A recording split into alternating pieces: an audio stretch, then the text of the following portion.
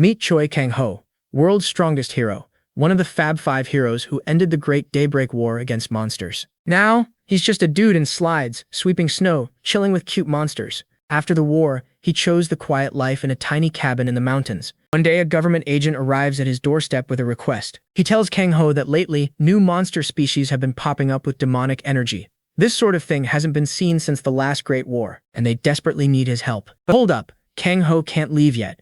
I'm still waiting for something, was his mysterious reply. And what was this super important thing he was waiting for? A colossal, glowing blue egg. See, folks, Kang-ho had a special ability called Beastmaster that allowed him to communicate and control all kinds of monstrous beasts. And during the war, Kang-ho had a demon fox called Solha, who was his ride or die. Humanity ultimately won the war, but not without casualties. And Solha was one of them. The moment Solha died, she exploded into a million glittering pieces, and what was left when the glitter cleared? A glowing blue egg that Kang-ho has been watching over for the past 30 years. Well, folks, today is the day. At exactly midnight, the egg shatters in a pillar of blue light. From it emerges a tiny, cute fox kit who looks exactly like Solha, but in, chibi form. He instantly greets Kang-ho, melting his stoic heart. But the tender moment doesn't last. A swarm of flying monsters blacks out the sky. Guess it's time to get to work, Kang-ho sighs. A few minutes later, a security guard is freaking out. An older officer stops him. Dude, did you not read the emergency manual? The one about a guy riding a saber-toothed tiger? That one? He thought it was just a hazing ghost story?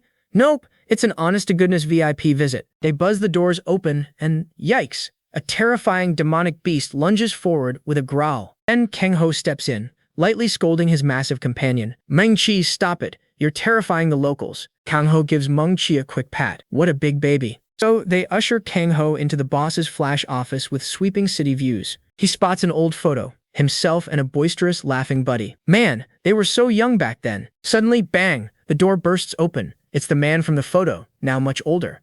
Kang-ho, he roars. Chulbei immediately scoops Kang-ho into a bear hug that could crush mountains, exclaiming how long it's been. Suddenly, a tiny white head peeks out of Kang-ho's hoodie. Chulbei spots the little kit. Huh, he mutters. That little cat looks strangely familiar. Then, bam, it hits him. No way, he shouts. Don't tell me that hatched from Solha's egg. Kang-ho just smiles, gently petting the kit. Yep, he confirms. Since she's Solha's child, I named her Sola. Very original. With a booming laugh, he declares, moments like these definitely need a drink. Let's party. The two old friends catch up over drinks and share some laughs. Kang-ho tells his friend about the Disaster Management Bureau visit and the seriously troubling new intel. Chulbei's face instantly turns grim. Yep, it's been a problem for his guild too. He even lost one of his top A-class Awakeners, ranked 95th nationally, in the Southern Conflict Zone recently. These new unknown monsters are popping up everywhere, way too frequently, and they were radiating pure demonic energy. Kang-ho's eyes narrow. That word again. During the war, these monsters with demonic energy were extra ferocious.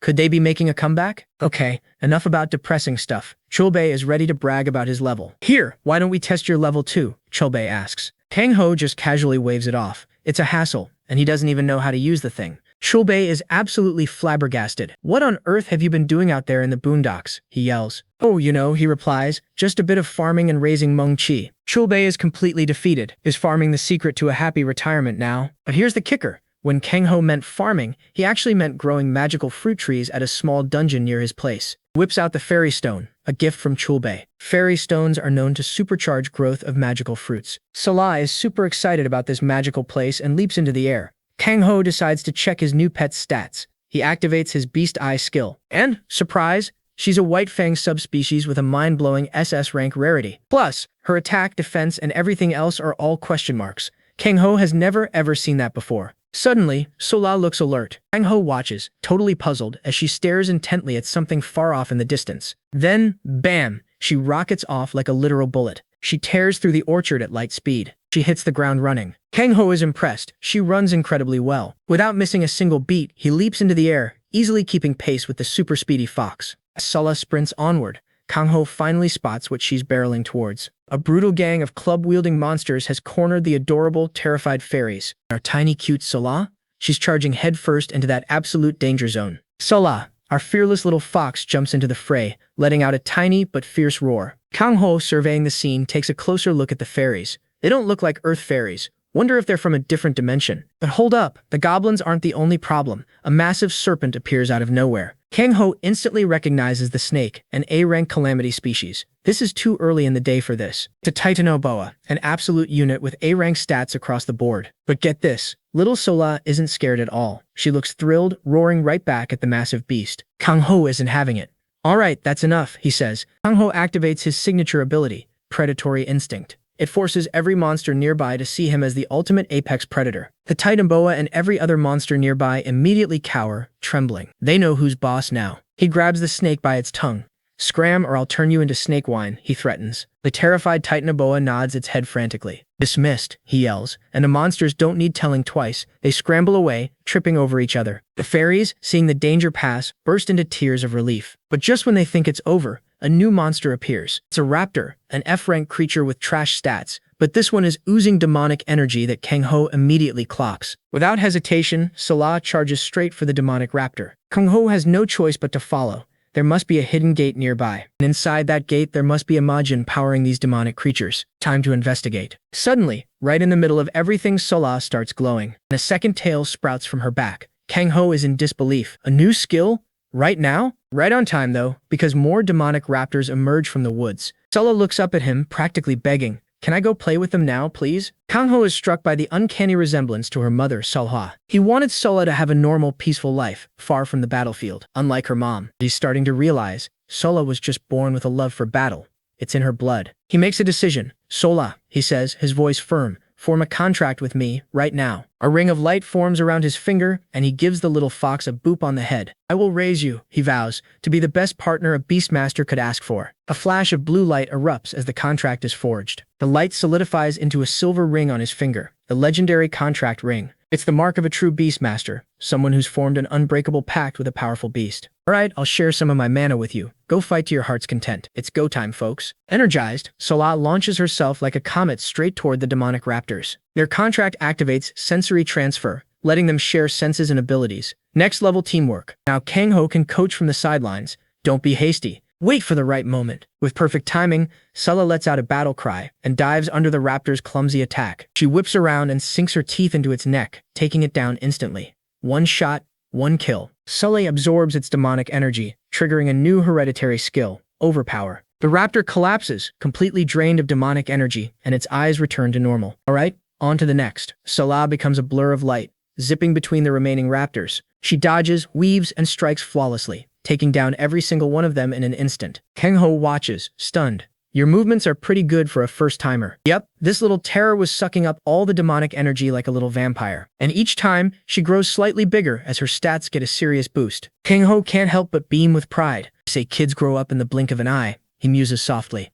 Proud papa moment there, folks. Sola beams with pride. I did good, right? Tell me I'm awesome. Kang Ho's heart melts. Yes, he says. You did a great job, Sola. He pets her head gently, ready to peace out. Now let's head home before that gate closes on us. But suddenly, a burst of purple energy catches his eye. All of you, up on your feet, he commands the big chickens. Now that they're back to normal, they're actually kinda cute, and they quickly become Sola's friends. But there's no time to waste. Alright everyone, run! Kang Ho yells, leading his unexpected new crew toward the closing gate. They all dive through the portal, barely making it before it shrinks and vanishes behind them. Kang Ho lands back in the snowy clearing, letting out a massive sigh of relief. Mission accomplished. His relief is instantly cut short by a wave of cheering. He's finally returned, a voice shouts. He looks over, confused to see the fairies he just rescued, cheering and crying with joy. Thank you so much, oh Absolute One, they cry. Kang Ho sweats, completely bewildered. Absolute One, he thinks, pointing to himself. Me? These tiny magical beings are absolutely losing it, hailing Kang Ho as the Absolute One and crowning Sola the guardian deity, Silver White Fang. Kang Ho is totally baffled. Hold up, he says. How are you guys even speaking human? And what's this Silver White Fang business anyway? Lead Fairy's eyes light up, realizing Sola is the fox's actual name. She spills the tea. Back in their homeland, the fairy tale of Toon World, White Fangs are basically worshipped as literal gods. Their legends even speak of a five-tailed silver white fang who saved their entire country from a monstrous corpse dragon. For them, she explains, these creatures are legendary, and because Kang Ho treats this divine fox like his own precious child, the fairies have decided he must be their Absolute One. Solid logic, honestly. Next thing he knows, the fairies have formed a full conga line, tiny hands on tiny shoulders, kicking their little legs in perfect, deeply committed unison. Kang Ho just stands there, silently reevaluating every life choice that led him here. He's never heard of this Toon World place, but he clocks the lead fairy's crown. Wait, he asks, Are you, like, royalty or something? The fairy bows deep. As expected, I can't hide anything from the Absolute One, she declares. I am Johanna, fourth and youngest princess of the Earth Fairies. Kang-ho tries, sheepishly, to clarify he's not some god-tier being. Johanna cuts him off anyway and launches into her story. Her homeland got swallowed whole by a dungeon portal. She woke up in a totally unfamiliar world, lost and alone. It's been 3 days, and she's already convinced her whole clan is doomed. So, you're bummed because you're homeless and, starving, right? He asks. Johanna agrees with maximum enthusiasm, right up until her stomach lets out a grumble loud enough to betray the whole performance. Kang-ho just sighs. He tells them there's an Earth Fairies dungeon orchard right near his place. If you want, he offers, you guys can crash there. Fairies erupt in ecstatic cheers, bowing and worshipping him all over again. Kang-ho, thoroughly done with all this, yells at them to cut it out. No more dancing. He can't help but think this princess acts more like a super polite maid. Suddenly the ground rumbles. A massive burst of snow erupts nearby. The fairies jump, startled, as a massive white saber-toothed tiger with glowing blue eyes smashes out of the snow cloud, letting out a thunderous roar. A few minutes later, they're all screaming their heads off, thrilled, hanging onto the giant creature's back like it's a fluffy bus. Kang-ho quickly tries to soothe his clearly annoyed beast, telling Meng-chi to be a good boy while their new guests ride along. As they travel, Kang-ho's phone buzzes in his pocket. He's been added to a group chat. Chulbei has already announced his return, and the old comrades are already blowing it up. Typical Chulbei. A quick flashback shows his old friend sneakily snapping a pic and firing it off to the group chat. The trash talk starts immediately. Kang-ho just chuckles. Some things never change. These guys start bickering the second they're all in one chat. These are his comrades, the friends who fought alongside him in the Great War. Together, they're the 5 war heroes. History book legends, all of them. Alright, if he's going to raise Sulla into the ultimate furry warrior, he's gonna need all the help he can get. He types a single, simple word into the bustling chat and hits send. Hey. Meanwhile, the scene shifts to Bukhansan Mountain, where a massive crowd has gathered. Reporters are buzzing. 2 of the 5 war heroes, the Sword God and Bow God, are about to throw down for ranking. On one side stands World Rank 20, the stern-faced blade master Park Jun-woo, the Sword God. He's ready to rumble. On the opposing peak stands World Rank 21, the equally intense Bow God, Kim Ho-young. Suddenly, the Flame Witch, Lee Min-ah, makes her entrance, looking utterly fed up with these 2 old men and their endless squabbles. The Sword God shouts, "No takebacks." The Bow God instantly fires back that it'll be a one-way trip to crippled for the old man. With an intense glowing eye, the Sword God prepares to draw his legendary blade. "You brought this upon yourself," he growls. The Bow God roars back, "Come at me, coward." Minna just sighs. Old habits die hard, huh? She steps forward, declaring this an official ranking match, with herself as guarantor. But as she speaks, Minna senses something massive,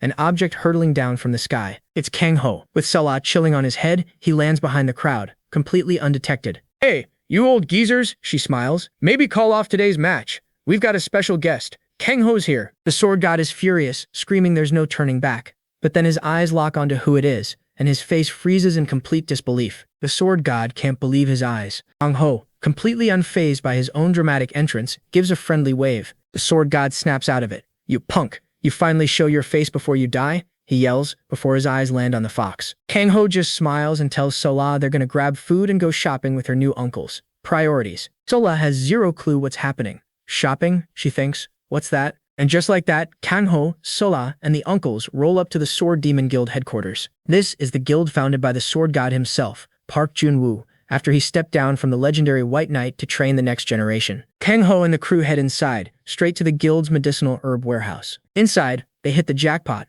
We're talking primo stuff. Moon salts, right there. These rare herbs are a total game changer, massively boosting a monster's magical power when consumed. Jun-woo tells Kang-ho to take all of the roots, a gift for Sola, since she's Sola's kid. From the doorway, the Bow God pops his head out. "Kang-ho, just loot the whole warehouse before he changes his mind," he yells. "What a troll." Jun-woo shouts back that he was saving them for him anyway. Kang-ho just flashes a calm smile and says thanks. The softer look, Jun-woo tells him to visit more often if he's truly thankful. Kang-ho promises he will. Later, Ho-young is all smiles, saying it's been a whopping 15 years since Kang-ho last showed his face. He slams down a monstrous spread of grilled meat and drinks, ready for a serious reunion feast. They lay down the law. He's not leaving until they've polished off 15 years worth of soju.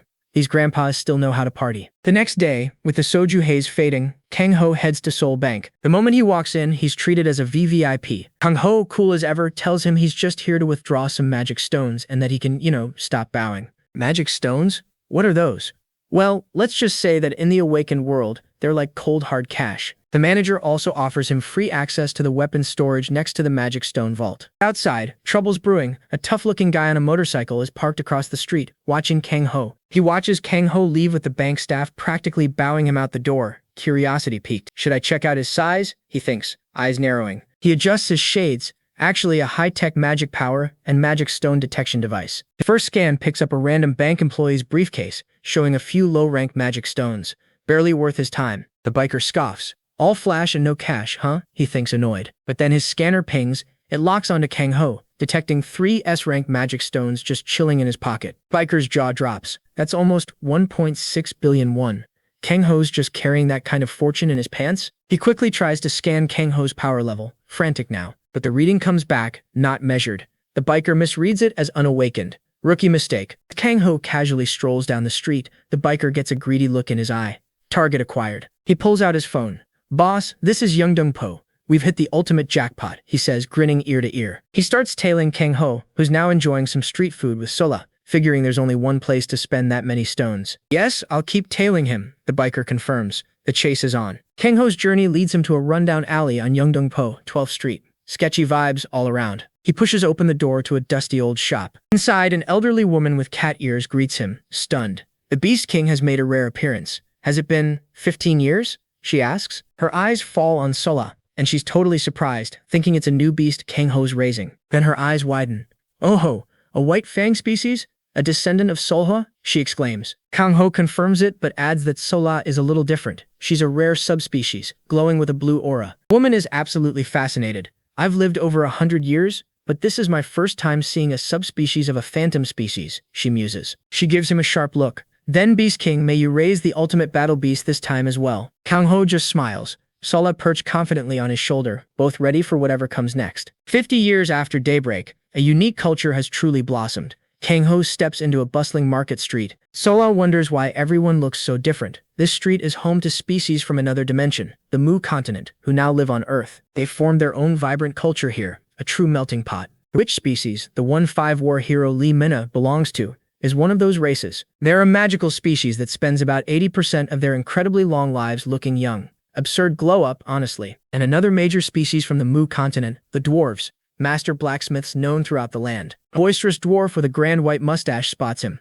Oh my, look who it is, it's Sir Choi Kang Ho, he bellows, overjoyed. Smith, the workshop owner, claps Kang Ho on the shoulder and asks if he found what he was looking for. Kang Ho glances at the busy forge. Smith explains they're always swamped with orders from all the big guilds. Kang Ho says he has a favor to ask, revealing a glowing runic bracelet on his wrist. Smith's eyes go wide. It's the aura blade. Did something happen to this peerless treasure? He exclaims. Kang Ho explains he's using it for the first time in 15 years and wanted some maintenance, but sees they're super busy. Smith just laughs heartily, insisting a favor from Kang Ho takes top priority. He rallies every smith in the shop. Kang Ho laughs, patting his head. You guys haven't changed. The whole workshop erupts into a symphony of hammering and sparks. Meanwhile, the robbers tailing Kang Ho are trying to figure out what he bought. The list is staggering. A 500-year-old Bayalga root, a world tree fruit, insanely expensive stuff. Boss grins, greedy. They've seen enough. The plan is set. Ambush him the moment he leaves the workshop. Back in the forge, Smith the dwarf proudly announces he's finished the maintenance on Kang Ho's bracelets and made a few sweet improvements while he was at it. He explains he's increased the maximum output, making them easier to handle, and asks if Kang Ho wants to test them out.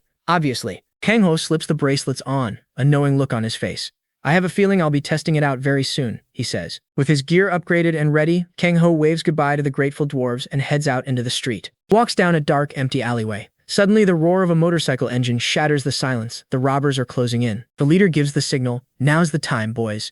In an instant, armed thugs leap from the shadows, surrounding Kang Ho with blades drawn. Completely unfazed, Kang Ho just glances around at his attackers. Did all of you come out? He asks, totally chill. Boss can't believe his audacity. Where's all this bluffing coming from, you unawakened trash? He sneers, clueless. Kang Ho calmly puts it together. He asks if they used a magic power detection lens, correctly guessing they thought he was unawakened because their scanner tops out at 100,000. The boss stammers, suddenly nervous, wondering why his target is so relaxed. The truth is starting to dawn. He quickly doubles down, screaming that there are only 3 people in the whole country with power over 100,000. Don't fall for his bluff. Attack, he orders. Kang Ho just sighs. Well, seems like everyone's out, he says, as blinding blue energy erupts from the bracelets on his wrists. In that case, he activates the aura blade. and a massive sword of pure magical energy materializes from his outstretched hand. So much for a quiet day. Kang Ho's aura blade flares to life, blue light churning around him like a storm that showed up uninvited. The robbers charge in like it's a fair fight. One lazy sweep of that glowing blade later, they're airborne.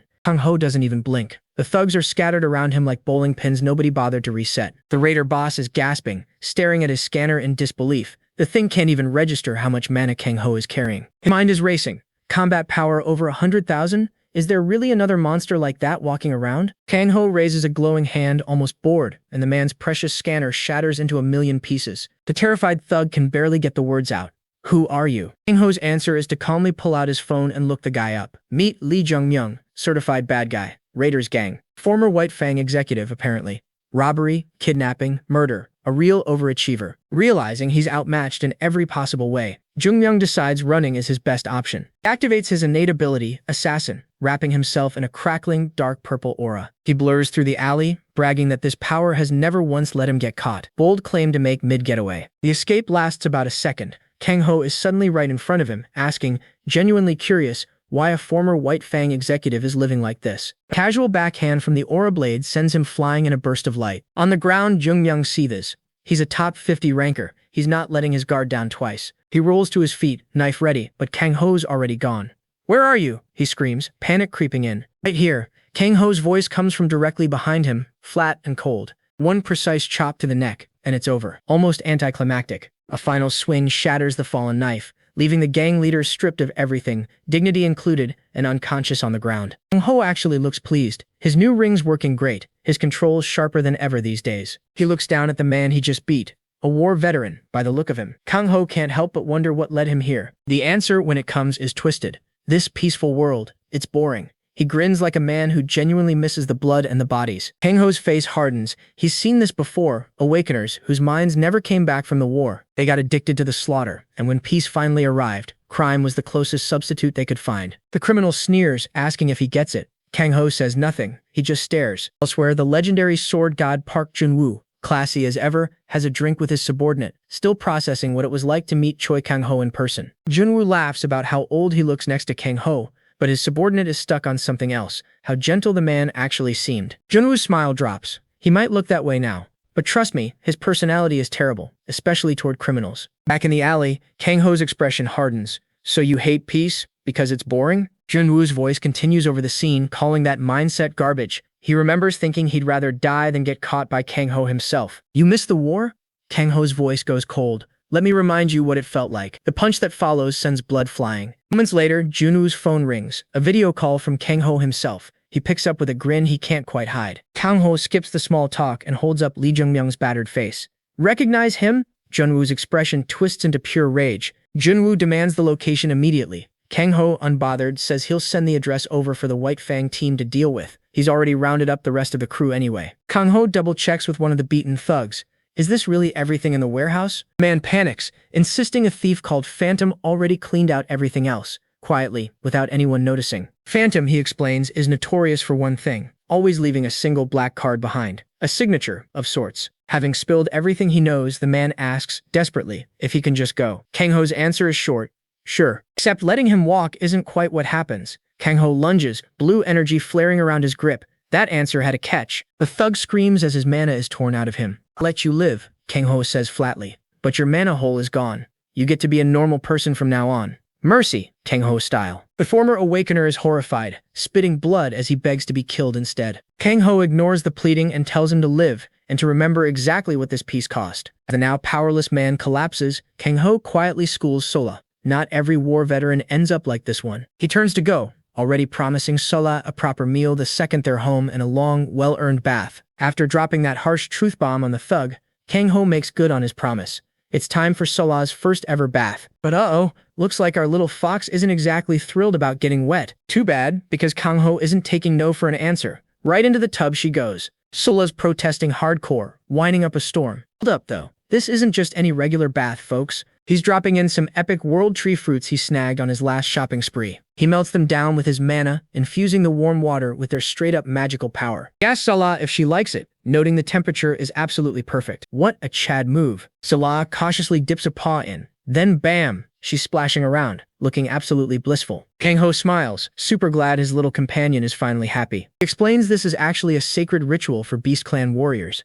done before they head off to war. Even a tiny bit of this stuff is enough to seriously buff up their fur, skin, and hide. But Salah isn't getting just a little bit, no sir. She's soaking in the essence of the entire precious fruit. Check it out, folks. That magical energy starts swirling around her like crazy. Suddenly, Kang-ho notices the water level is plummeting. It's vaporizing right before his eyes. He just smiles, realizing the effect is way, way bigger than he ever thought. He figured the fruit's boost would be temporary. But then, a blinding flash of light proves him dead wrong. A system window pops up, revealing a massive upgrade. Sola has snagged a brand new skill, Guardian of Nature. This skill gives her an insane ability to absorb natural energy, making her 1.5 times more efficient than anyone else of her kind. Kang-ho can't help but chuckle. He's totally amazed at how well she's taking to this treatment. Now that she's sparkling clean and powered up, it's finally time to eat. Back inside the cozy cabin, his loyal fairies and other beast companions are already hard at work. Princess Johanna and the other fairies proudly present the absolutely rare ingredients they gathered for this feast. Kang-ho grabs his pan.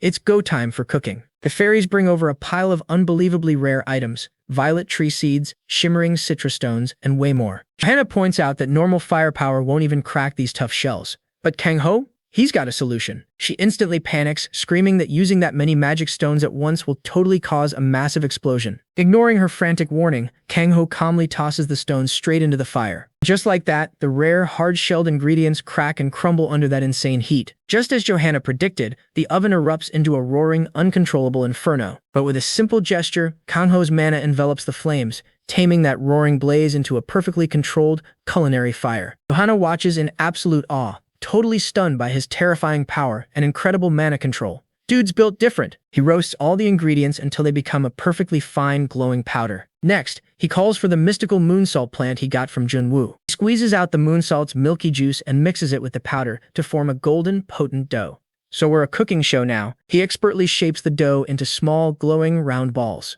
And just like that, the power-packed dumplings are finished. He offers one to Johanna, but she backs away in pure terror. She says something that potent would probably make her explode. Kang-ho just smirks, explaining these dumplings aren't for them anyway. The real intended recipient is watching with wide, sparkling eyes, drooling uncontrollably and stomach rumbling like thunder. He tells Salah to have just one for now, since this medicinal effect is seriously intense. She happily pounces forward. She snaps it up in a single, eager bite. Instantly, a massive electric wave of power surges through her tiny body. Salah roars. This feels absolutely amazing. Her stats go through the roof. Her defense ranks up from double F to a solid double E. The fairies gasp in total shock, screaming that she just grew to nearly twice her size in a single instant. Kang-ho watches proudly as his little partner's power continues to absolutely explode. He thinks to himself, she's taking this medicine like a champ, growing way faster than her mother, Soha, ever did. He can't help but wonder what might have been if he'd been able to give this kind of power up to Soha when she was young. Looking back, Kang-ho remembers raising Soha, realizing just how much he truly didn't know back then. In the chaos of war, he could only fight recklessly alongside her, never able to feed her properly or let her truly rest. He's haunted by the crushing thought, if only he had raised her better. Her devastating loss pushed him to study beasts more than ever. Now, seeing Sulla floating happily reminds him exactly why. He makes a silent, ironclad promise to his lost partner. Everything he couldn't do for her, he will do for her kid. That touching, heartfelt moment is instantly interrupted as Sola gleefully pounces on him. He stumbles back, completely caught off guard by her surprising new weight. Little Fox totally sends him tumbling backward through the snow. He just smiles, vowing to make her the absolute best. He promises to let her enjoy every single kind of luxury, then playfully pets her cheek. He chuckles.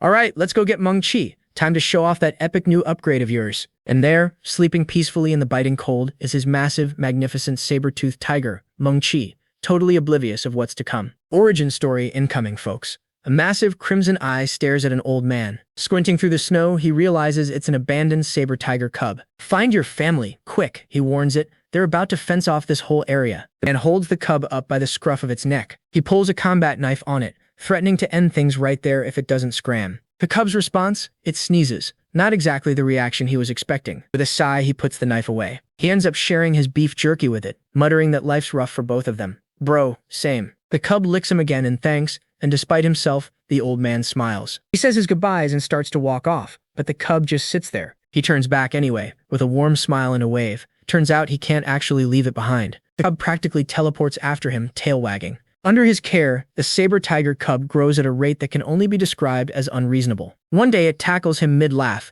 and he realizes this furball now outweighs him by a lot. Looking at his enormous, fluffy roommate, he finally gives it a name, Meng-Chi. Later he opens up to Meng-Chi about losing his whole family to monsters during the war. Heavy stuff for a campfire chat. He wonders why he couldn't ever bring himself to kill the cub when they were practically enemies. Watching the enormous beast beside him, he realizes he'd seen his own loneliness reflected in it all along. Suddenly, without warning, he clutches his chest and collapses, coughing violently. Meng-Chi remembers every time the old man cared for him when he was weak. Now it's his turn to return the favor. He bolts for the wild, promising to be right back. The old man watches him go, manages a faint smile, and then loses consciousness entirely. Meng-Chi returns with food and finds his friend unresponsive. He frantically tries to shake him awake. Panic sets in. He nudges, he whines, he begs, anything for a response. Looks like he has no choice but to go into the village. He remembers the old man's one hard rule: never go down the mountain, never let people see him. But his friend is dying, and rules stop mattering. Meng-Chi sprints straight for town. He bursts into a populated area, and every soldier in sight sounds the alarm at once. Saber tiger! S-rank calamity species, someone screams, and the panic spreads fast. Backup gets called in, civilians get evacuated, nobody's sticking around to ask questions. Meng-Chi tries to explain. They open fire instead. A bullet grazes his side. A volley of mana-infused arrows follows, tearing into him. Through the pain, he keeps crying out that he just needs help for his dying friend. Nobody's listening. To them, he's not a friend in need, he's a monster to be put down. Suddenly, a young man steps in, telling the soldiers, almost casually, that he'll handle the straggler. Main character energy, unannounced. It's a young Choi Kang-ho. He places a hand on Meng-Chi's head. You need help, don't you? Kang-ho asks, gently. Lead the way. Meng-Chi feels a surge of strength pour into him from that single touch. He's never felt anything like it. Kang-ho finds the old man and diagnoses it instantly, a mana curse, wild magic slowly eating away at his heart. He tells Meng-Chi his friend got lucky, then draws the corrupted purple energy out of the man's body with his bare hands. The old man's eyes flutter open. He sees Meng-Chi and breaks into a laugh so genuine it fills the whole scene. Back in the present, Meng-Chi awakes from his memory. Someone's approaching. It's Kang-ho, in a flimsy shirt and cargo shorts, with Salah perched on his shoulder. Meng-Chi stands and glances back at a tombstone. It's the old man's grave. His final words to Meng-Chi were simple: follow that person, and live freely in the wide world. Kang-ho recalls it clearly. 5 years after entrusting Meng-Chi to him, the old man finally passed. Ever since, Meng-Chi has made this same pilgrimage every year, without fail. Loyalty like that doesn't come around often. Salah looks up, startled, as water droplets fall from a completely clear sky. Not rain, those are tears streaming down from Meng-Chi's eyes. Kang-ho pets Salah gently. Looks like it's raining, he says, quietly playing along. He thinks to himself that with a friend as loyal as Meng-Chi, the old man probably isn't resting too cold, wherever he is. Then, out of nowhere, something crackling with blue aura rockets past them. Meng-Chi growls as the creature crash lands right at Kang-ho's feet. And it's not alone. A whole swarm of giant wasps descends behind it. Kang-ho's eyes narrow.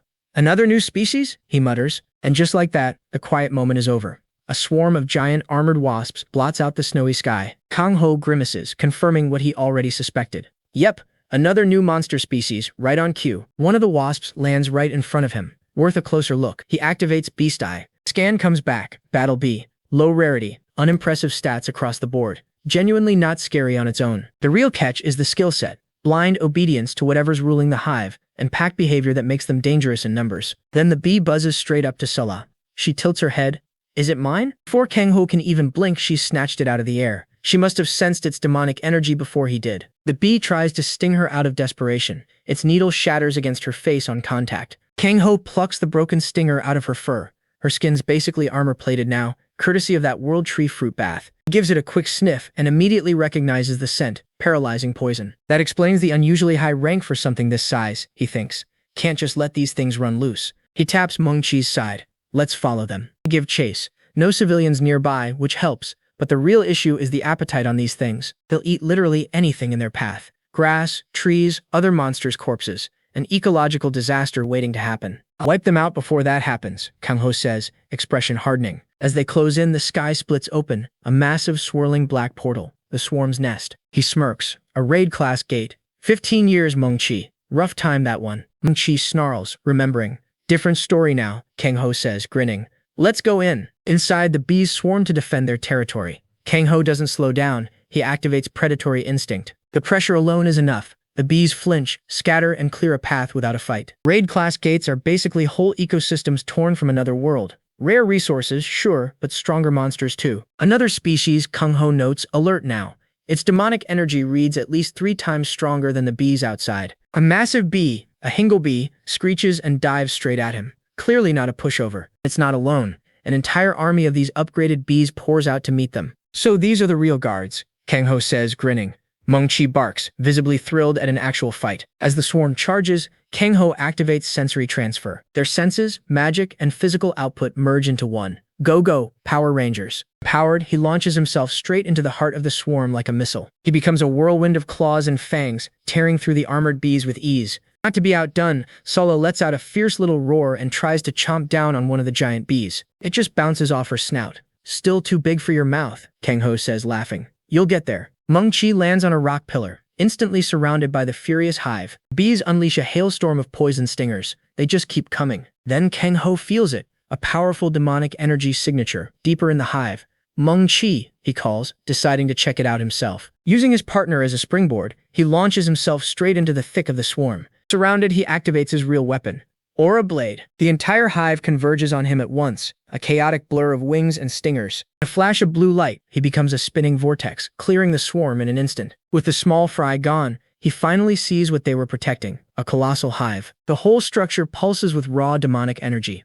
This is the source. Without hesitation, he smashes straight through the wall into the dark heart of the nest. A shadowy figure steps out of the gloom. Kang Ho's expression hardens. He knows exactly what this is. It's a Majin, an ancient demonic being. It looks genuinely surprised to see him. To think you made it all the way here, it snarls. Kang Ho's just about to throw down, when, oh fork, the Majin curses. I'm completely forked. What the heck did Kang Ho just walk into? The Majin blurts out, half in disbelief.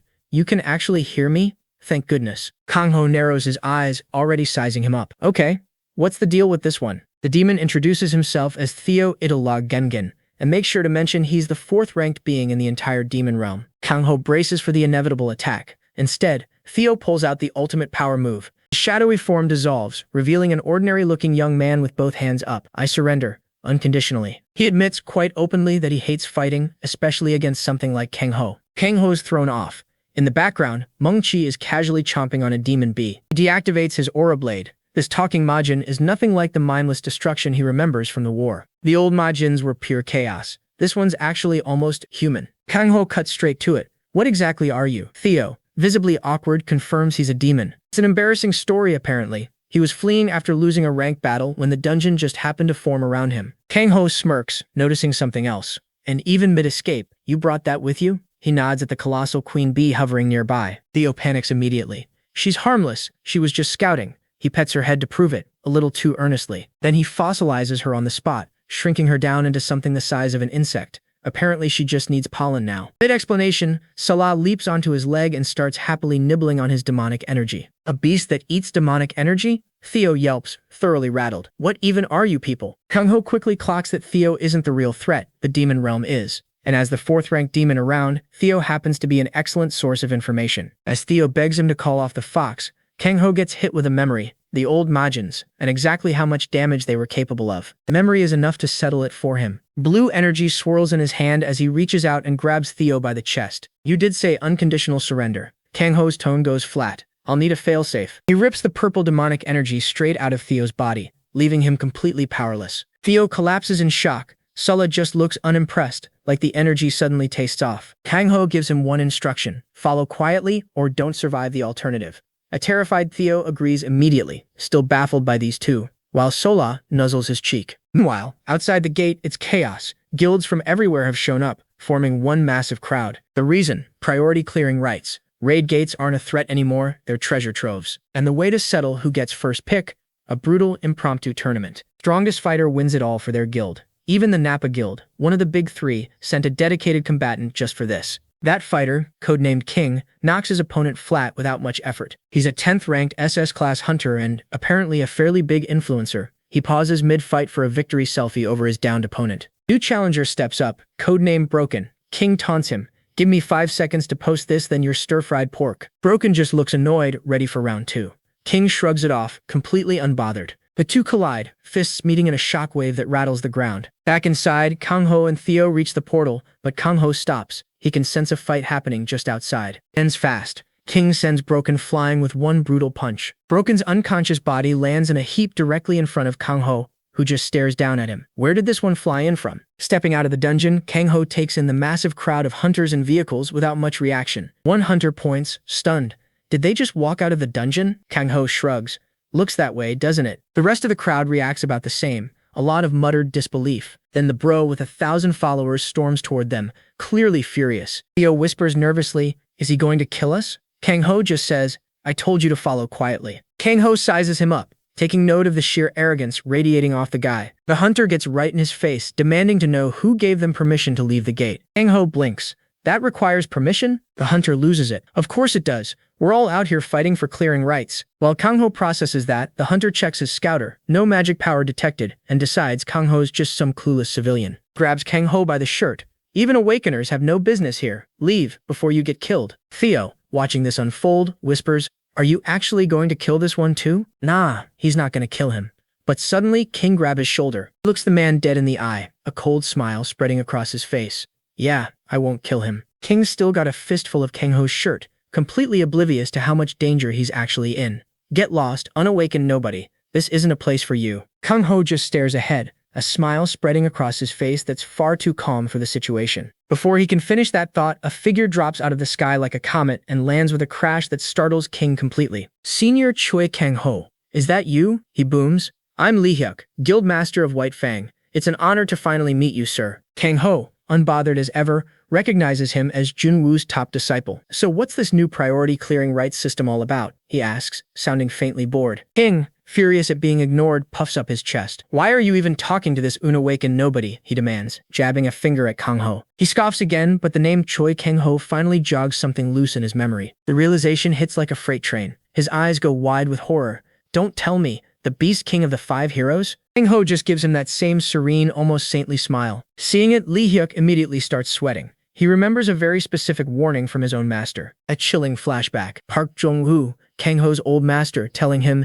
"Lee Hyuk, the moment you need to be most careful is when Kang Ho starts smiling like a saint, because that smile means he's about to obliterate whoever's standing in front of him." Back in the present, Lee Hyuk is practically drowning in sweat. Kang Ho's smile, somehow, gets even wider. King, meanwhile, remains completely unbothered. Looking like such a mess, and he's one of the 5 heroes, he scoffs. Truly terrible idea sparks in his head. If he takes this guy down right here, he'll surpass the 5 heroes himself. Kang Ho asks, calmly, planning to attack? Then the smile returns. "Thanks," he says. King charges in, windmilling a punch with a manic grin. First hit landed. "Against the Beast King," he crows, thoroughly deluded. Punch connects with nothing. Kang Ho's already gone. Theo just stares. He disappeared? Kang Ho reappears behind King, grabs his tie, and casually says, "What are you waiting for? Get in." Then he hurls him toward the dungeon gate. As King flies through the air like a ragdoll, Kang Ho calls after him. "Weren't you acting tough a second ago? Go clear this gate to your heart's content." What follows is a thoroughly one-sided beatdown. Kang Ho slams him into the ground hard enough to leave a crater. Lying in the wreckage, battered and confused, King can only wonder if this is some kind of nightmare. Kang Ho approaches calmly. He admits he doesn't love this new clearing rights system, but he was willing to let it slide. King, somehow still fighting, throws another punch and screams, "It's the era of the 2nd generation now, you boomer." Kang Ho catches his face without effort. "If you're going to live in a world run by strength, you should probably act a little more humble," he says, before slamming him into the ground again. Theo and Lee Hyuk watch from a safe distance. "Yeah, he's about to die," Theo says. Lee Hyuk grimly agrees. Kang Ho kneels over the wreck that used to be King. "Who's your master?" King admits he has none. He reached S-class on raw talent alone. Kang Ho lectures him properly. Talent without effort just means hitting a wall eventually, and dying badly when it counts. Something actually seems to click for King. Was he really only just a frog in the well? Kang Ho starts to reply, but our influencer bro is already checked out. He's on the gram captioning his latest post with a few choice hashtags, bitter smile, hitting the wall, and his personal favorite, frog in a well. Looks like it's time for some tough love. Without warning, a shockwave rips through the area and the entire gate vanishes. In the aftermath, social media explodes with rumors about the mystery gate clearing and King's total disappearance. Now we're back in the snowy mountains. Theo stares at the snow, clearly seeing it for the first time. Kang Ho presses him about the Majins. Theo insists he genuinely has no idea why they're here. He does recall something, though. About a week ago, part of the demon realm started undergoing rapid dungeonification. The dungeon, he realizes, must be the exact one they just left. Convenient coincidence that. Kang Ho connects the dots. It's been exactly 50 years since daybreak, the moment the demon realm first tore into Earth. He already knows the real question to ask. What kind of power level were you working with back home, Theo? Turns out, before Kang Ho stripped his power, Theo was ranked 4th out of the 72 monarchs of the demon realm. Basically a legend back home. A serious demon realm celebrity. Theo smirks, then dares him. If Kang Ho's really that curious, why not just undo the seal and see for himself? After some very theatrical hesitation, Kang Ho sighs. Guess I don't have a choice. With a snap of his fingers, blue energy bursts from his hand. Theo's immediately swallowed by a vortex of his own purple demonic energy, cackling. Yes, it's coming back. Watch closely, Kang Ho. This is my real power. Kang Ho watches, completely unreadable. He's got questions for this guy, but if Theo tries anything stupid, that's the end of him. No debate. Suddenly, skeletal hands wrapped in purple energy claw their way up out of the snow, reaching for Kang Ho. Theo grins, chanting under his breath, "O ye departed, conquer death and accept my command." Small, unsettling skeletal creatures with glowing red eyes start crawling out of the frozen ground. Kang Ho recognizes the ability instantly, eyes widening. Wait, is this guy a necromancer? Theo flexes, declaring this is his true strength, turning corpses into a personal army. He is, unfortunately, very committed to this bit. Kang Ho isn't rattled, he clocks it immediately. Necromancer, a power nobody on Earth has ever documented before. Kind of a big deal, honestly. While the humans are busy calculating threat levels, Sola sees something else entirely, a fresh buffet. She tears through the skeletal horde like a white blur, leaving a trail of blue energy behind her. Theo feels a sudden icy chill. Then his worst nightmare shows up. "Not you again," he screams, as Sola latches onto his neck like a hungry piranha. He panics as his demonic energy gets siphoned straight out of him, much to the fox's obvious delight. The realization hits him all at once. Did you unseal me just so she could eat this? Kang Ho gives him a knowing look. Something like that, he admits. It gets weirder still, as Sola drains the demonic energy. Purified mana fills the space it leaves behind in Theo's mana hole. A strange kind of upgrade. After absorbing all that energy, Sola starts glowing with an intense blue light. Light gathers behind her, and in a flash, a second tail appears. Kang Ho's genuinely stunned, watching her sit comfortably on Theo's shoulder, now sporting 2 tails instead of 1. Her stats jumped last time this happened, so he wonders what a new tail might mean for her abilities. System notification confirms it. She's acquired the second tail ability. Kang Ho remembers Princess Johanna once mentioning a legendary silver-white fox from her world. That one apparently had 5 tails. He can only imagine what her stats looked like. He looks down at his now 2-tailed companion, wondering if she's headed toward the same kind of legendary status. His train of thought gets interrupted by a call from his old friend Chulbei. Chulbei sounds unusually serious. "Kang Ho, I need a favor. Another high ranker's gone missing in the southern conflict zone. The missing man is Hound, Korea's 30th ranked awakener." Chulbei has already pulled his forces out of the area entirely. Not a great sign. Kang Ho's expression darkens. That place again? What's actually going on down there? He heads for the last gateway into the southern conflict zone, in the city of Daejeon. The city stays safe only thanks to the legendary mage guild, Levidan, holding the line. Flashes his ID, and the scanner confirms it instantly. SS rank Choi Kang Ho, free pass. A soldier salutes, clearly honored, then hesitates before waving them through. Who's this next to you?" he asks, eyeing Theo like a suspicious package. Kang Ho just calls him his assistant. Theo, meanwhile, is fully checked out, enjoying a lollipop. He's never had anything like this in the demon world. The soldier gets a message over his comms and immediately waves them through, no further questions. Massive gates creak open, revealing a desolate, overgrown city fully reclaimed by nature. 30 years after the war, the North's stable thanks to Kang Ho. The South is a different story entirely. Down here, it's a literal war zone. Calamity-class monsters locked in an endless fight over territory, which raises the obvious question, why hasn't anyone just cleared them out already? Kang Ho hops onto Meng Chi, a genuinely very good boy of a saber-toothed tiger, and tells Theo to climb on too. Theo surveys the devastation. Honestly, this reminds me of home.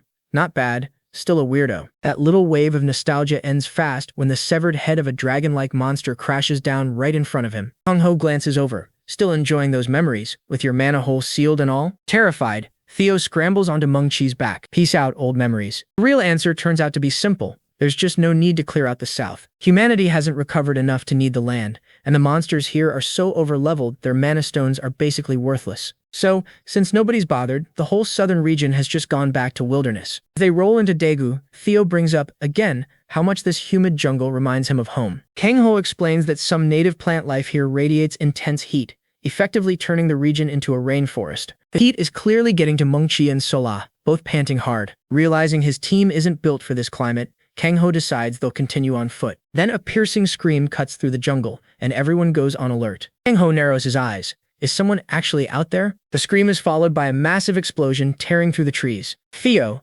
visibly alarmed, shouts that whatever caused that blast is heading straight for them. A shockwave rips through the jungle, a violent vortex of raw power. Even the local monsters scatter, fleeing whatever's causing all this. Riding a spectral wolf through the jungle, Kang-ho notices every monster clearing out ahead of them. Smart move, honestly. At the source, a lone awakener in a yellow tracksuit stands over a small mountain of defeated monsters. Kang-ho's confused. Weren't there supposed to be no other awakeners out here? Theo just points at the guy. The young awakener looks completely wiped, breathing hard. Theo's sure he's seen this face somewhere before. Wait, I know this guy. His name was King, wasn't it? Yes, that's right, the former fame farming influencer in the flesh. Kang-ho's one question, bro, what are you even doing here? Kang-ho stares him down. You gonna try me again, King? Instead of beef, King busts out a full 90-degree bow. Greetings, boss. Kang-ho's totally caught off guard. Wow, you're weirdly polite now? King asks why Kang-ho's here, but Kang-ho flips the script. I've got business, but what were you doing out here? King beams, pointing to his training headband. Duh, can't you tell? I'm grinding. Kang-ho just stares. Training? In this hell zone? Really, King? Kang-ho always thought only psychos would willingly farm calamity-class monsters in this place. Looking at this ridiculously earnest kid, Kang-ho realizes anything is possible if you live long enough. King explains his method. Tons of variants down here, and they get thicker the deeper you go. I was just about to push further in. Kang-ho probes further. Okay, but how exactly are you training? King scratches his head. Well, for starters, I'm just wrecking every monster I see. He keeps going with manic energy. I burn through all my mana, recharge, and go again. I'm even working on a new ultimate move. Theo looks completely done. Yeah, we get it, human. Just chill. Kang-ho notes King's method is basic as pure brute force, no finesse. Kang-ho knows true power is efficiency. Sword god Park Jun-woo is legendary at that. He sees it often.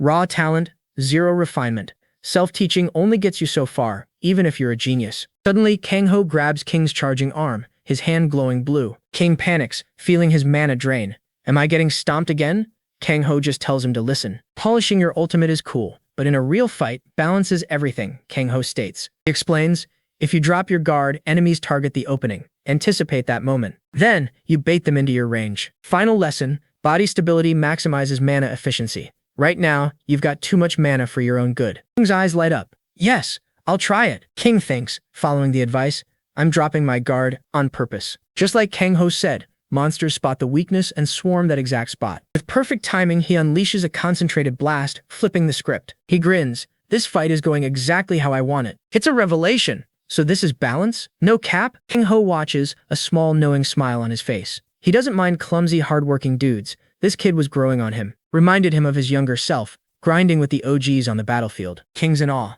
This is way better than swinging wildly. Mana, breathing, everything's stable now. As for King, he always thought advice was just boomer nagging, but these words actually hit different. A new fire ignites. He wants to learn more from this Sigma boomer. He chases Kang-ho's group. Hey boss, can I tag along? With their unexpected new third wheel, they finally hit the city's heart. Suddenly, Kang-ho stops cold, sensing a massive aura. Theo's eyes glow red. Demonic energy. It's like a whole dome over the area. King's phone is dead, naturally. Kang-ho figures this is where the other rankers got yoinked. Suddenly, a terrified Theo points. Why is that thing here? It's a crypto, he yells. He explains cryptos are demon realm boys. The mother sends out her roots to build a base, then expands her territory. As the demonic tree's roots writhe, Kang-ho and Theo watch, wondering what fresh hell is next. A wave of green energy explodes from the tree, filling the air with glowing particles. Theo, sweating buckets, explains the tree's dropping spores to take over the whole area. Touch one and you become a host for that thing. Yikes. Just then, spores infect some monkeys, turning them into snarling, demonic beasts. Instant monster upgrade. Green orb drifts towards Kang-ho. Theo freaks. Don't touch it. It's like a virus. Kang-ho's unbothered. He gets a closer look and realizes, these aren't spores, they're larvae. A gross little larva wiggles in his palm. They burrow in and hijack your body. Hard pass. Kang-ho, grim-faced, focuses his power. The crypto is definitely the main boss here. He calls Meng-chi hops onto his back. In a flash of blue light, they're gone, leaving King and Theo eating their dust. King's jaw is on the floor, amazed by the speed. Theo, meanwhile, is just asking if there's food. Riding Meng-chi like a literal missile, Kang-ho blasts through the air, straight for the source. They quickly reach the heart of the infestation, the mother crypto. This monster has already turned everything nearby into a host, claiming the whole city as her domain. Talk about gentrification. Meng-chi lands gracefully, but their presence does not go unnoticed. The mother crypto's eyes snap open. Intruders detected. One human, one beast approaching. She grins, thinking this world is weak, making any visitor a welcome new plaything. She immediately issues an order. Capture the intruders. Turn them into hosts. On her command, a massive swarm of infected monsters erupts from the forest, charging to attack. Staring down the endless horde, Kangho's like, I knew it. That's definitely what happened to the missing rankers. They were turned into hosts right here. Bro, that's dark. From her perch, the mother crypto just kinda smiles. Humans, she thinks, are pretty interesting. Weak compared to demons? Sure. But their potential? Huge. She's got big plans. The last two she snagged were even high level. Good stats, you know. Keep this grind up, and she'll be chilling with the demon lords. That's the dream. Now, she's eyeing Kangho to be her next host. Bro is about to get planted. Yeah, hard pass. Kangho's not becoming a plant puppet.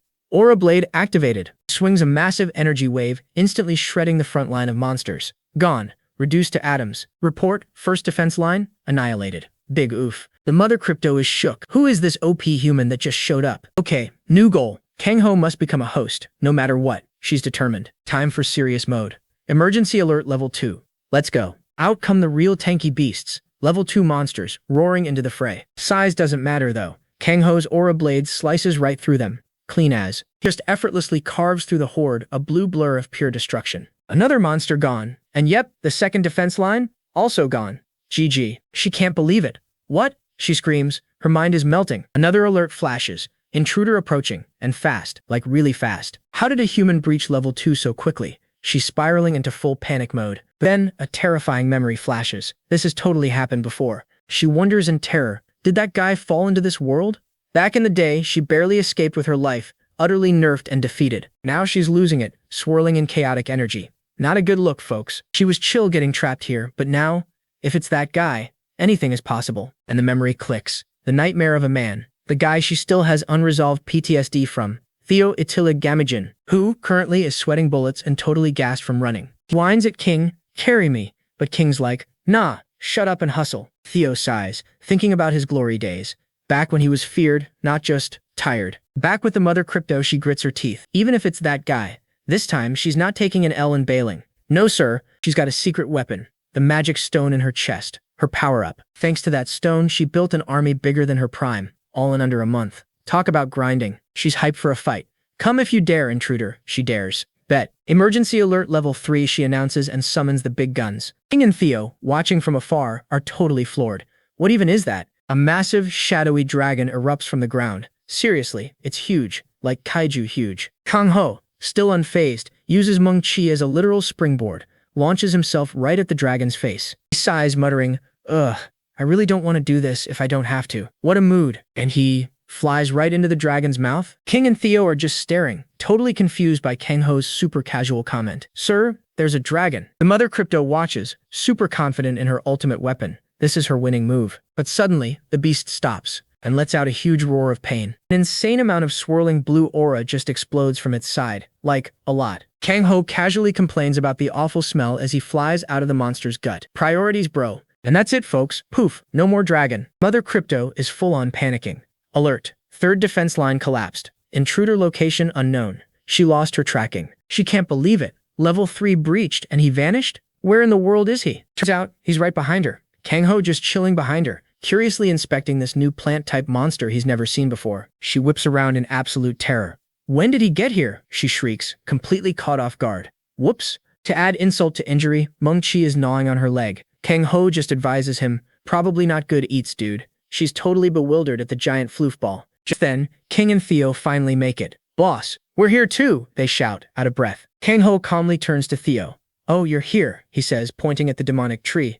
Is this the one you mentioned? Yep, that's the mother crypto, all right. The mother crypto glares back, clearly not thrilled to see him. Awkward reunion? Much? She asks if this ridiculously powerful human is one of Theo's familiars. Like, for real? She vows this time is different. No more victim status like in the demon realm. She's over it. Her eyes flare with green light, filled with a terrifying new resolve. Uh-oh. I'll drag you to the afterlife right here, she roars, as the magic stone in her chest overloads. This is her last resort. The shockwave hits Theo, and he instantly gets it. Huh? Is he trying to blow herself up? He shouts. Kangho, though, totally unfazed. She can do that too? He asks himself with mild curiosity. Bro is just built different. The crypto can't believe it. What's with that reaction? She screams. All right, Kangho gets to work. First, deal with this dangerous thing. Plucks the magic stone right out of her chest. Boom. Next, he cuts her down. Instant nerf. My body? She gasps in horror. What kind of monster is this? And for the finishing move, he launches into a devastating axe kick. Brutal. No, my revenge, are her final thoughts. The kick connects with shattering force. She's launched into the sky, her body disintegrating into a brilliant explosion. With her defeat, the thick green demonic fog over the ruined city starts to dissipate. The oppressive vibe lifts. Sunlight finally breaks through, lighting up the desolate streets once more. Good vibes only now. King is already filming the aftermath for his social media. Of course. Theo just stares in disbelief. That guy, he's even crazier than I thought, Theo mutters, watching Kang Ho inspect the glowing blue stone. Certified wildcard. As he examines it, the stone begins to hum and glow intensely. What's this artifact about? A system window pops up. Item ID. Fragment of the Eternal Crystal. Kang Ho is stunned. An Eternal Crystal? The literal essence of Earth itself? That's kinda OP. With the mother crypto absolutely clapped, her roots and life force just turned to dust, leaving the city in ruins. So dramatic. Meanwhile, Kang Ho, Theo, and their new friend King chill on a cliff, overlooking all the monster corpses. Yep, all eyes are still glued to that weird blue magic stone Kang Ho snatched from the crypto. As he checks it out, some spooky dark energy starts swirling around the stone. Uh-oh. Then, a system window pops up, confirming it's a fragment of the Eternal Crystal, aka the literal essence of Earth. Talk about a rare drop. Kang Ho was absolutely shook. The essence of Earth? An eternal token's non. Asks Theo if he knows anything, but Theo's just like, nah bro, I'm clueless. Kang Ho figures out this info window is probably his unique ability. Main character perks, am I right? But wait, Theo's eyes pop open. He just remembered something major. Apparently the monster who yeeted him out of the demon realm, some dude named Baal, was looking for something super similar. This Bell is like the #1 demon big shot back home. No cap. Curious about all the hype, Kang Ho decides to test the stone's power. He pumps his magic into it, and the crystal just goes whoosh with energy. He instantly gets it. This thing has insane regenerative power. This power is busted but also super dangerous. Wrong hands? You're basically toast. So the Demon Realm's OP big boss is searching for this exact item, huh? Plus, first dimensional realm crystal? That means there are probably more out there. If other powerful beings snag these, Earth is basically getting invaded. So for now, Kang Ho's keeping it safe. Suddenly, King snaps to attention. Let's go, boss. Kang Ho's just confused. Boss? King declares it's his lifelong dream to simp for someone as strong as Kang Ho. Bro is down bad. Kang Ho's response is swift and brutal. Nah, I'm good. I don't want you. Undeterred, King offers to do literally anything, even mentioning his cooking skills. Flexing that chef stat, he gets serious, admitting he's been stuck in a year-long rut. That wall Kang Ho mentioned? Yeah, he hit it. No one's strong enough to level him up, he's totally hard stuck. Theo overhears the good cook bit and chimes in. Their food is trash, so maybe King can be their live-in chef? Kang Ho actually considers it. King's an SS class awakener already. Finding a mentor for that guy is basically impossible. Kang Ho looks at King, a mischievous glint in his eye. You'll do anything? King enthusiastically agrees. Yes, sir. All right then, Kang Ho says. First quest, run all the way to Chorwan without using any magic. King is hyped at first, but then the instruction hits him. Wait, Daegu to Chorwan? No magic? His face is priceless. Theo cheekily waves goodbye. Don't forget to meal prep for us, King. Savage. Kang Ho yeets off on Meng Chi, leaving King kneeling. Looks like his insane grind is about to begin. Meanwhile, back at the Mercenary Guild, they're setting up funerals for all the fallen rankers. It's a somber vibe. Chulbei hangs up, lamenting another alternate dimension just dropped. The Demon Realm. Just what they needed. He sighs, admitting it's literally impossible to predict what's going to happen next. So true, bestie. Thanks Kang Ho for the assist, but Kang Ho just brushes it off. Said it evens the score for that fairy stone he snagged earlier. Chulbei gets super somber, admitting he can never get used to his people dying. Rough stuff. Kang Ho tells him they shouldn't get used to it. He says Chulbei's capacity for grief is low-key why his guild pops off. Chulbei gets choked up, telling Kang Ho, bro, don't make an old man ugly cry. Changing the subject, Kang Ho asks about his cell phone. Someone's apparently been nagging him for one non-stop. Chulbei is absolutely floored. Those guys know how to use phones now? He exclaims. Imagine Sola and Mengqi FaceTiming him grandpa. Kang Ho decides to bounce, saying whoever's waiting for that phone is getting impatient. As Kang Ho leaves, he spots something, an old framed photo of the 5 heroes from his youth. Chulbei confesses that getting old is basically just collecting regrets, both new and OG. But look closer, there's a 6th shadowy figure, someone completely erased from history. Plot twist. Kang Ho's voice names him Kang Jun-suk. Chulbei nods grimly. Yep, Jun-suk. Exactly one of those regrets. Suddenly, we're in Theo's dream, folks. Lightning storm literally shook the entire demon realm. Familiars just straight up vanished in that storm. He remembers that day clearly. His whole castle was collapsing around him in a fiery apocalypse. He could only watch, totally helpless against the insane power of one dude. With pure terror in his eyes, Theo remembers the name of that monster, Baal. In the vision, Baal stands there stoically, holding a black magic stone pulsing with dark energy. Peak villain moment. Theo confronts him, desperately asking why he's doing this. Theo already promised him he wouldn't be any trouble. Baal just attacks, violently siphoning all of Theo's magic power. Brutal. Theo screams in pure agony as his magic gets drained dry. Ouch. Baal calmly explains his evil plan. To ascend to a higher world, he needs the power of the demon sea specters. Theo, he says, is going to be a stepping stone on that path. Cold. Waking from the horrific memory, Theo lets out one final, desperate scream. This dude needs therapy. Badly. Sola licks his face, looking confused. She's like, bro, why doesn't your body make tasty magic anymore? Kang-ho walks in, telling Sola to chill since there's no magic to snack on. Theo just thinks, compared to Baal, this is heaven. Suddenly, a small, wrapped object tumbles from Theo's pocket onto the bed. What's this then? Kang-ho, taking a sip from his mug, notices it and asks what it is. He's probably thinking it's another weird demon thing. Theo holds it up mournfully. It's the bone of his most precious familiar. A real sad boy moment. Kang-ho senses some deep lore behind Theo's longing gaze. Bet it's wild. Then Theo drops an absolute bombshell. That familiar was once his own dad, Theo Italu Gamajin I.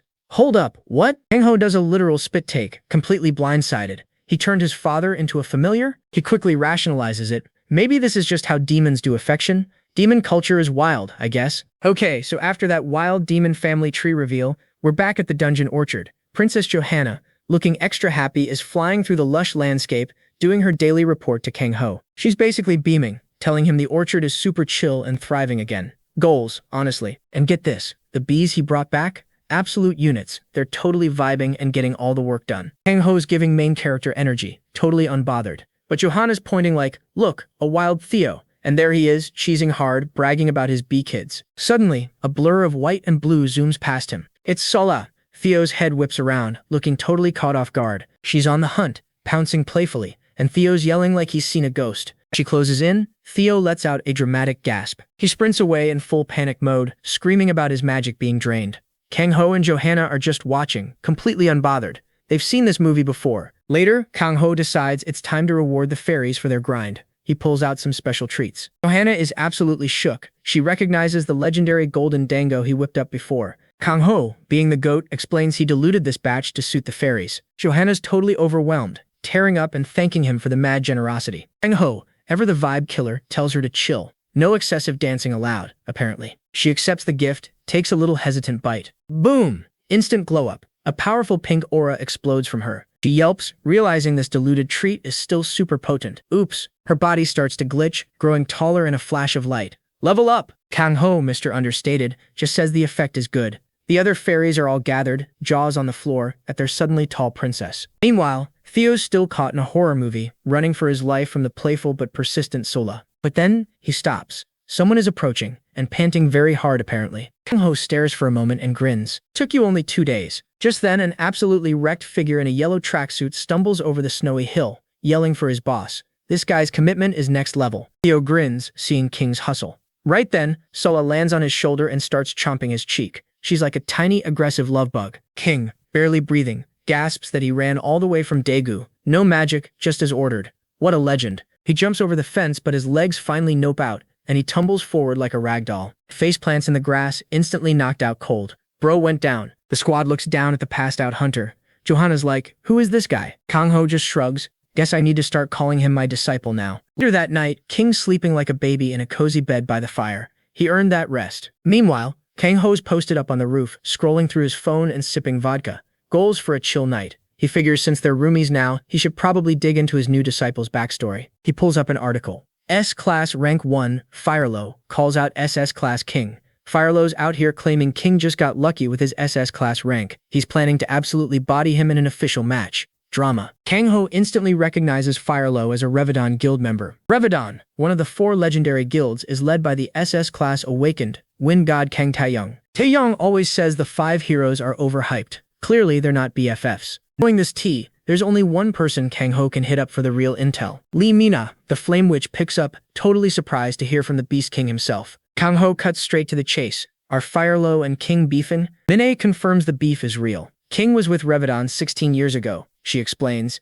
and his past is seriously complicated. This is giving main character drama. Kang-ho just sips his vodka, silently processing this whole lore dump. The next morning, King wakes up, stretching and yawning, thrilled he finally got a good night's rest. Then he looks around.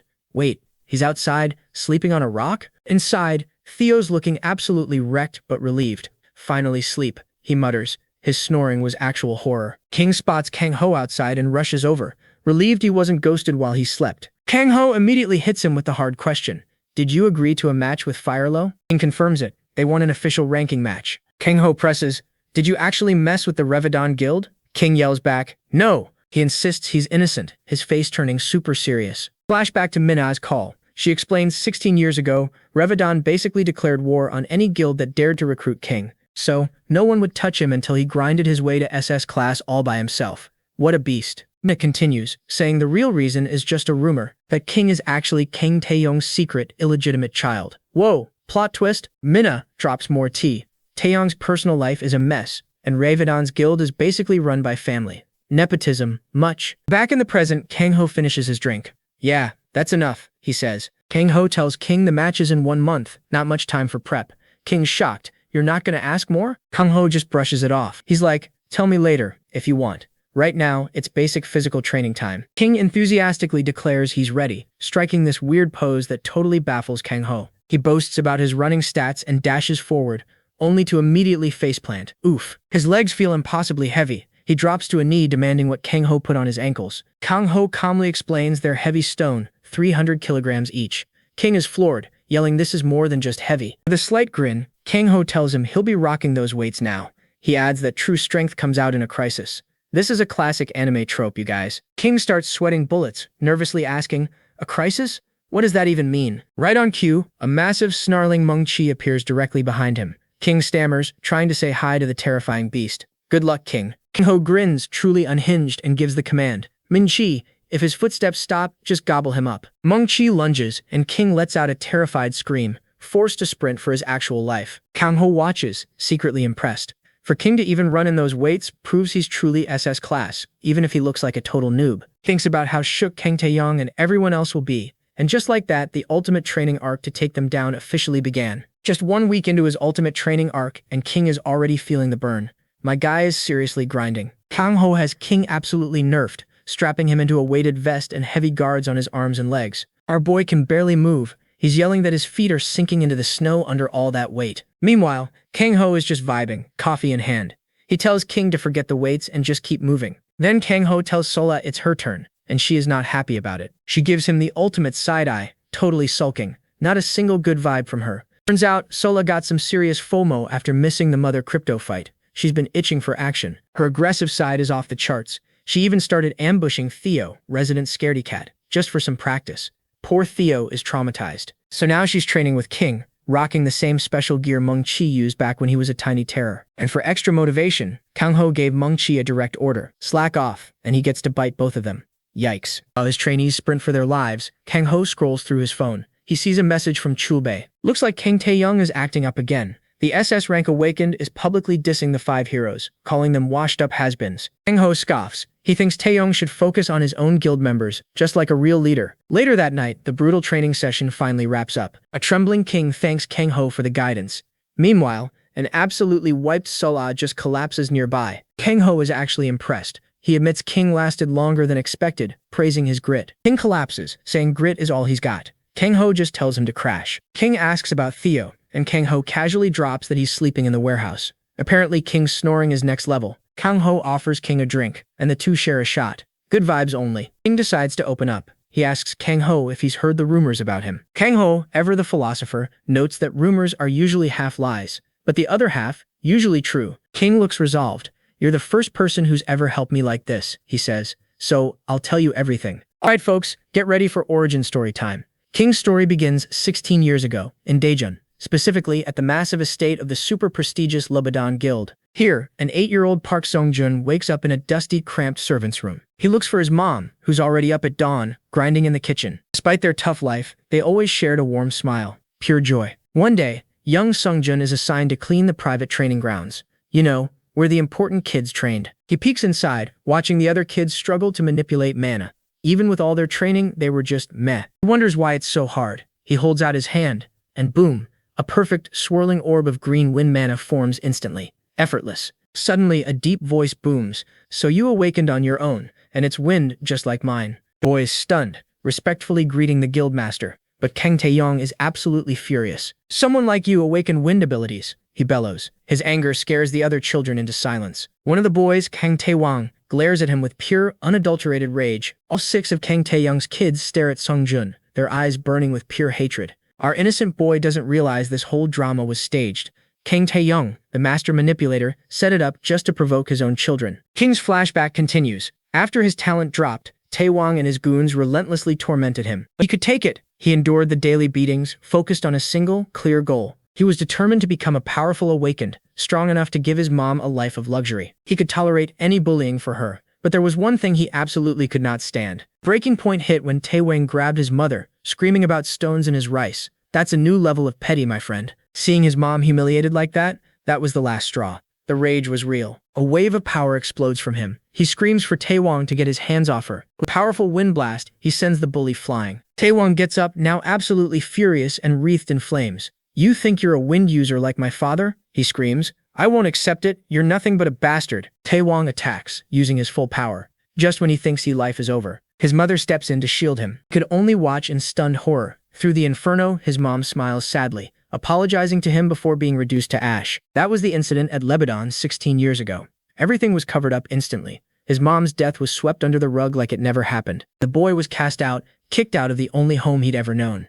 No cap, that's messed up. Back in the present, King finishes his story. He admits his mom never wanted that life for him, but he still thinks she was amazing. Lebanon blacklisted him, forcing him into disputed zones. He survived by hunting monsters and living in an abandoned video store. Talk about rough starts. After he hit SS rank, people had no choice but to acknowledge him. He blushes, saying it's not a happy story, but he knows he and his mom were innocent. King expects Kang Ho not to believe him, but Kang Ho sets his glass down. I believe you, he says grimly. That's classic Kang Taeyong behavior. Kang Ho leads the emotionally drained King to a bed. Rest, he says. Here, you're safe. Nights were always the hardest for young King. He hated the silence and the dark, so he'd watch old videos to pass the time. In those videos, there was a hero, a man in a yellow tracksuit who effortlessly took down enemies with a smile and a thumbs up. That hero always smiled, even when things got tough. So the boy learned to smile too, channeling that strength whenever he thought of his mom. He kept smiling until he became strong. That boy, who reached SS rank all on his own, finally leveled up and became king. Main character unlocked, my friends. But even an SS rank king can't outrun his past. His mind floods with fire, reliving the moment his mom was consumed, his tormentor Kang Taewang just seething. Young King screams, powerless, watching everything unfold in pure horror. He jolts awake, gasping, the nightmare's vibes still clinging to him like a bad meme. His phone lights up with a stark reminder. The official ranking match is in 3 days at Daijun Gymnasium. King sits up, tormented. That dream again? He recalls the hero in yellow, the one who taught him to smile no matter what. Time to channel that energy. Right? I have to smile, he tells himself, forcing it. Determined, he gets up and heads out into the snow to resume his grind. While running with Kang Ho, King feels a new power in his core. Big brother, it's all thanks to you, he exclaims. Kang Ho reminds him the match is just around the corner, a knowing look on his face. He casually asks, you're thinking of Kang Daewang, aren't you? That's why you're having nightmares. King is stunned. Trauma's like that, Kang Ho explains. It's carved deep, always waiting to creep out. Against Kang Taewang, even King's strength isn't enough. He needs trauma training to win. With a chilling grin, Kang Ho reveals his method. You just have to actually die once. Classic shonen trope, right? King freaks out. Will that even work? Kang Ho assures him it's legit because he's been there, done that. King is flabbergasted. You had trauma too, big brother. Kang Ho just grins, and this is how I overcame it. Then, he unleashes a devastating punch, blasting King clean off his feet. Theo, watching from the sidelines, casually pokes the unconscious King. Didn't you hit him too hard? Kang Ho isn't worried. He's sturdy. He'll wake up. Theo agrees. Can tell from the snoring. But Kang Ho sees through it all. You're just using his snoring as an excuse to practice mana cultivation, aren't you? Theo flinches. Totally busted. Wait, you knew? Turns out, Theo's been secretly grinding, using an unknown method to refine his mana to its purest essence. Bro has been secretly cooking in the barn, so that's why Sulla has been drooling around him lately. Kang Ho promises not to take the mana, but asks Theo to teach the method to someone else later. Theo says he'll think about it because it's a secret family technique, you know. Then he pivots. Bro, have you been sneaking out to Daejun at night? Theo only remembers Daejun for its delicious bread, Kang Ho's expression, though, turns serious. He asks if Theo sensed any demonic energy, or magi. Theo says no, which clearly confuses Kang Ho. A call from Mina reveals Kang Ho's suspicion. Lebadan's descendants are ghosting, and guild deaths have spiked this past year. Kang Ho admits he investigated Daejun multiple times but found zilch. The only red flag? The guild master himself, Kang Taeyong. Someone with Taeyong's personality suddenly training in seclusion? Highly sus. Kang Ho's convinced something is up in Daejun, with Lebadan as the final boss. Back to the present, King is still knocked out cold in the snow. Suddenly, King stirs. He's surrounded by familiar, terrifying flames. It's the nightmare again, his mom's death. Young, hateful Kang Taewong appears, screaming, "Die, you bastard child!" King questions his fear as a dark energy orb forms in Nightmare Taewong's chest. But wait, something's different this time. A new player enters the dreamscape. It's Kang Ho. He smashes his glowing fist right through the illusion of Taewong. Talk about a surprise cameo. He turns to a stunned King. "What are you doing here? You should finish getting hit." King is utterly bewildered. "Bruh, this is my dream? You came all the way here just to?" Realizes something scarier than his old bully is in his head now, and he wakes up screaming. As Kang Ho looms over a dazed King, Theo fiddles with a phone. Dude just figured out how to use it. Kang Ho cracks his knuckles, a menacing grin. "Shall we start again?" King is utterly terrified. His mentor's gaze? Yeah, he's actually trying to make him respawn at least once. And so begins the most brutal training montage ever. King flees for his life up a snowy mountain, screaming his head off. Over and over, Kang Ho beats him into unconsciousness. That day alone, King passed out 15 times. New high score. And just like that, King's trauma therapy began. Mostly involved getting blasted into the air repeatedly. From a safe distance, Princess Johanna and another fairy watch the relentless beatdown. Despite the endless punishment, King grits his teeth, his determination still maxed out. 3 grueling days pass. It's now the morning of the ranking match. The camera pans over the massive DXZ arena, packed to the brim with a roaring crowd. The crowd is buzzing. Why would an SS ranker like King risk his title against a mere S rank? Some serious drama is about to drop. Others whisper about the rumors. The bad blood between King and Lebadan is a whole family saga, and King might be the illegitimate son of the wind god. Spicy. Suddenly a hush falls over the crowd. "Oh, here he comes!" The figure draws a sword, its hilt glowing as blue energy surges into the blade. Codename Pyro, the youngest Lebadan, Kang Taewong. He raises his flaming sword with a confident, arrogant look. The crowd goes wild for his high-end gear. Taewong scoffs. "Look at those weaklings blabbering away." His older brother, Kang Tae-hun, warns him to watch his mouth, but Taewong couldn't care less. "Why worry, brother? It's not like it matters if those bugs hear us," Taewong says with a sadistic grin. As Taewong obsesses over crushing King, Tae-hun watches with a heavy heart. Growing impatient, Taewong yells, "King, come out this instant, you filthy brat! Did you run away?" Suddenly a voice echoes. How could that be possible? The entrance doors slide open with a flash of light. Both Taewong and Tae-hun turn in shock. King strides into the arena, flanked by Kang Ho and Theo. "I'm a bit late because I had to run here." With a fierce grin, he adds, "The protagonist always makes their appearance at the very last second."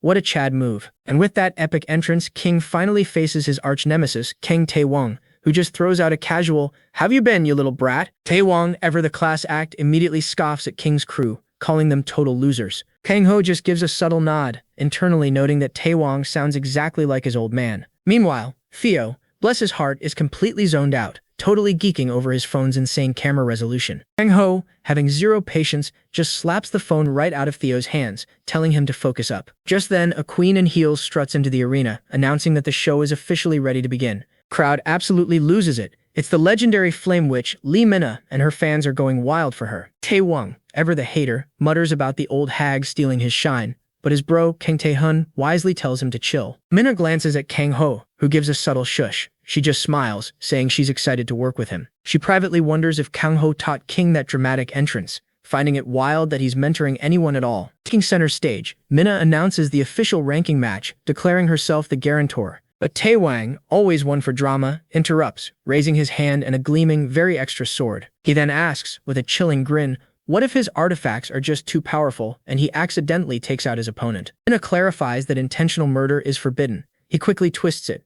So, an accident is totally fine, right? Kang Ho watches the blatant threat, calmly thinking he's glad he hit up the bank earlier. Taps King on the shoulder, giving him the signal that his basic training is now totally complete. And with that, King is finally given permission to take them off. King begins unstrapping the massive weights from his ankles. They slam into the ground with an earth-shattering crack, completely wrecking the arena floor and leaving Minna speechless. Taewong and his brother are absolutely stunned. Wait, he ran here wearing those? A powerful green aura explodes from King, he feels utterly incredible, like he could literally fly. Wang, still unimpressed, snarls, "You're about to die, and you're still so loud. I'll crush you in front of these bugs." Theo panics, yelling, "Trainee, don't you dare die," as King braces himself for the oncoming attack. The two fighters rocket towards each other, one blazing with furious red flames, the other cloaked in vibrant green wind. Their powers collide in a truly massive, arena-shaking explosion of energy. Taewang leans in close, whispering that everyone is broadcasting King's final moments live to the world. He gloats that even if King somehow survives, his epic defeat will spread worldwide,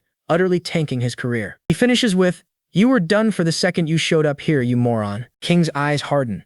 "Do you have any idea what kind of life I've lived since I got kicked out 16 years ago?" He flashes back to being a small boy, clutching his mother's funeral portrait, tears of pure rage streaming down his face. King tells Taewang he's used to a martial artist's life, where fists decide everything, calling him a sheltered brat who knows absolutely nothing. Taewang is genuinely shocked by King's sudden outburst. King demands to know, "What did I ever do to make you hate me this much?" Taewang just grins maliciously. "A lot, obviously. The fact that you even exist is a mistake, you illegitimate brat." The cruel insult hits hard, a painful memory flashes, and a flicker of pain crosses King's eyes. Taewang lunges with his sword, but King smoothly ducks, using the momentum to expertly pivot. He plants a hand on the ground and whips his leg around in a powerful, sweeping arc kick. The blow connects hard, sending Taewang absolutely flying and stunning his whole crew. Kang Ho simply calls the move disappointing, while Theo confirms it landed absolutely perfectly. But Taewang stops himself mid-air, completely unharmed. "Artifacts are truly something," he gloats. "I barely felt that." He's absolutely seeing red now. "You,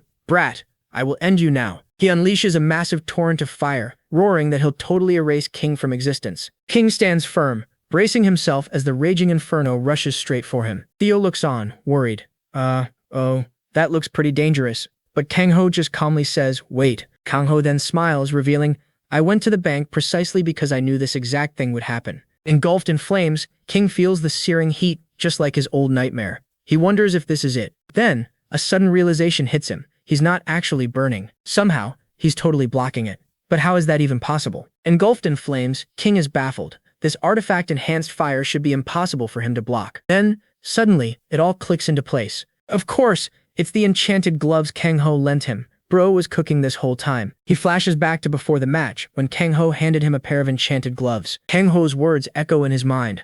"I can't have you losing just because your gear is trash, so don't you dare lose." Back in the inferno, a tear wells up. King thought this would be a lonely fight, but now, he finally has a reliable backer. As Kang Tae-wang charges forward, ready to end it all, he's absolutely shocked to see King still standing there. But King is done being scared. He calmly declares, "Compared to Big Brother's fists, these flames are absolutely nothing." Taewang's jaw drops. He just can't believe it. King is completely fine. Filled with newfound confidence, King roars, "So shut your whole trap, you absolute piece of trash." With a flash of green and purple energy, King lands a devastating right hook, sending blood flying everywhere. As King's devastating punch lands, a whole other shockwave hits him. The memory of his mom, burning alive. They did nothing wrong. This raw memory fuels King's rage, making him snarl at Taewang. Taewang is absolutely shell-shocked. King just keeps screaming for him to shut his whole mouth. Then King lands a brutal uppercut, launching Taewang straight into the air. From the stands, Kang Tae-hun screams his name. Meanwhile, the Flame Witch Lee Min-ah looks super intrigued. Before Taewang can even hit the ground, King is already there, spinning into a vicious kick to the head. The impact is gnarly. Blood and teeth go flying everywhere. Theo, still recording everything, gleefully shouts that King just blew out Taewang's mana hole. King grabs his dazed opponent, eyes blazing. "Now, it's your turn to literally die." But just then, a storm of green magic arrows materializes, aiming right for King's face. He has no clue where these came from, and there's zero way to dodge this. For a split second, King thinks, "This is it. I'm actually cooked." Just as the arrows are about to hit, a massive blast of teal energy erupts, nullifying the entire attack. The smoke clears. And guess who? It's Kang Ho, standing there like a Chad, protecting a stunned King. Kang Ho stares into the stands and calls out the attacker. "What are you even doing interfering in a kid's fight, Kang Tae-young?" Enraged, Kang Tae-young storms into the arena, demanding to know why Choi Kang Ho is even here. The crowd goes absolutely wild. They recognize the legendary SS rank awakened, the actual wind god. Then it clicks for them. The guy who just stopped that attack? It's the Beast King, Choi Kang Ho, one of the legendary 5 heroes. Wild, right? In the stands, Kang Tae-hun watches, explaining that his dad has spent his whole life hating the 5 heroes, especially Kang Ho. Tae-young always thought all their fame, money, and power should have been his. Talk about main character syndrome. He even told his kids the heroes murdered their own comrade, his twin brother Kang Jin-suk, just to hoard all the loot. Back in the present, Kang Taeyong just dismisses his defeated son as a useful piece he just lost. Oof. He turns to Kang Ho, asking if he trained King. Kang Ho just gives a sly look, saying he only beat him around a bit. He's not lying. That's when Taeyong notices the magical gauntlets on King's hands. His eyes go wide with absolute shock. He recognizes the constellation gauntlets. He demands to know how Kang Ho even got them. Kang Ho just replies, "I've been holding on to it." This sends Taeyong into a full-blown rage. He accuses Kang Ho of being a total hypocrite, holding onto the gear of the man he supposedly killed. Unfazed, Kang Ho acknowledges Taeyong's magic has gotten stronger, but it's still not enough. With a single swipe, Kang Ho unleashes a blade of pure blue aura. It effortlessly cuts right through Taeyong's wind attack. Taeyong is absolutely stunned. Kang Ho tells him he never changed at all. He's still the kind with a punchable face. Taeyong's sons are in disbelief. Kang Ho warns their father to clean up his act, because he'll be watching. Period. Taeyong clenches his jaw. Are you seriously going to be that child's backer? Kang Ho powers up, his aura flaring. That depends on what you do from here on. Want to keep this going? Taeyong is left speechless. Fuming, Kang Taeyong can barely contain his rage after getting publicly clowned by a legendary hero. He swallows his pride and orders a full retreat. His son Taehun quickly acknowledges the command, but before leaving, Taehun stops and addresses the injured fighter. Sungjun, or wait, should I call you King? Then offers a sincere apology for everything that's gone down so far. King is absolutely stunned. Why on earth is Taehun, of all people, apologizing to him? Kang Ho isn't about to let them just walk away. He points out a major guildmaster just tried to murder someone on live broadcast. That's a whole lot of drama. Imana chimes in, confirming the Awakener Association will be officially investigating this whole mess. Taeyong grits his teeth, cursing under his breath that all this drama is because of one bastard brat. Oh, the entitlement on this one. He takes off 2 rings and throws it towards Kang Ho, vowing this debt will definitely be repaid. Kang Ho just stares him down. I hope you can repay it within this lifetime. With that final threat hanging, the Libidon Guild finally exits the arena. Now that the drama is over, Lee Mina gets back to business. The ranking match goes to King. Victory declared, King throws his fist in the air, roaring in total triumph. And he knows who he owes all this to. Kang Ho, the first person to ever truly have his back. Kang Ho just gives a small nod, then turns to leave. We're done here, so let's hit up a bakery. Those eyes light up at the mention of food. Come on, we need to get in line for those goodies. Tears stream down King's face as he watches them go. He thinks how insanely cool his new boss is. He immediately sprints after them, yelling, "Boss, I'm coming too." In a desolate crimson wasteland, a shadowy figure with long black hair stands tall on a pillar. He calls out to Kang Ho, needing a favor. Kang Ho blanks him, so the man warns him to listen up. Kang Ho just takes a massive swig from his flask, no words needed. The other guy gets serious. "I'm not kidding," he pushes. "If it ever comes down to it," he insists, "I need you to be the one to end me." Kang Ho just scoffs. "Bro, chill with the drama," he says, telling him to lose the creepy grin. "Vibes are too good for your annoying self," Kang Ho grumbles back. The man covers one eye, admiring the fiery view. True, it's a sick sunset, but Kang Ho ain't buying that act for a second. The wild memory fades out. Kang Ho wonders if he actually zoned out for a sec. He opens his eyes to find King and Theo totally glued to their phones. Their sudden bromance is low-key creepy. King then hyper-focuses on Kang Ho, showing off a news article about his landslide victory. But honestly, King admits,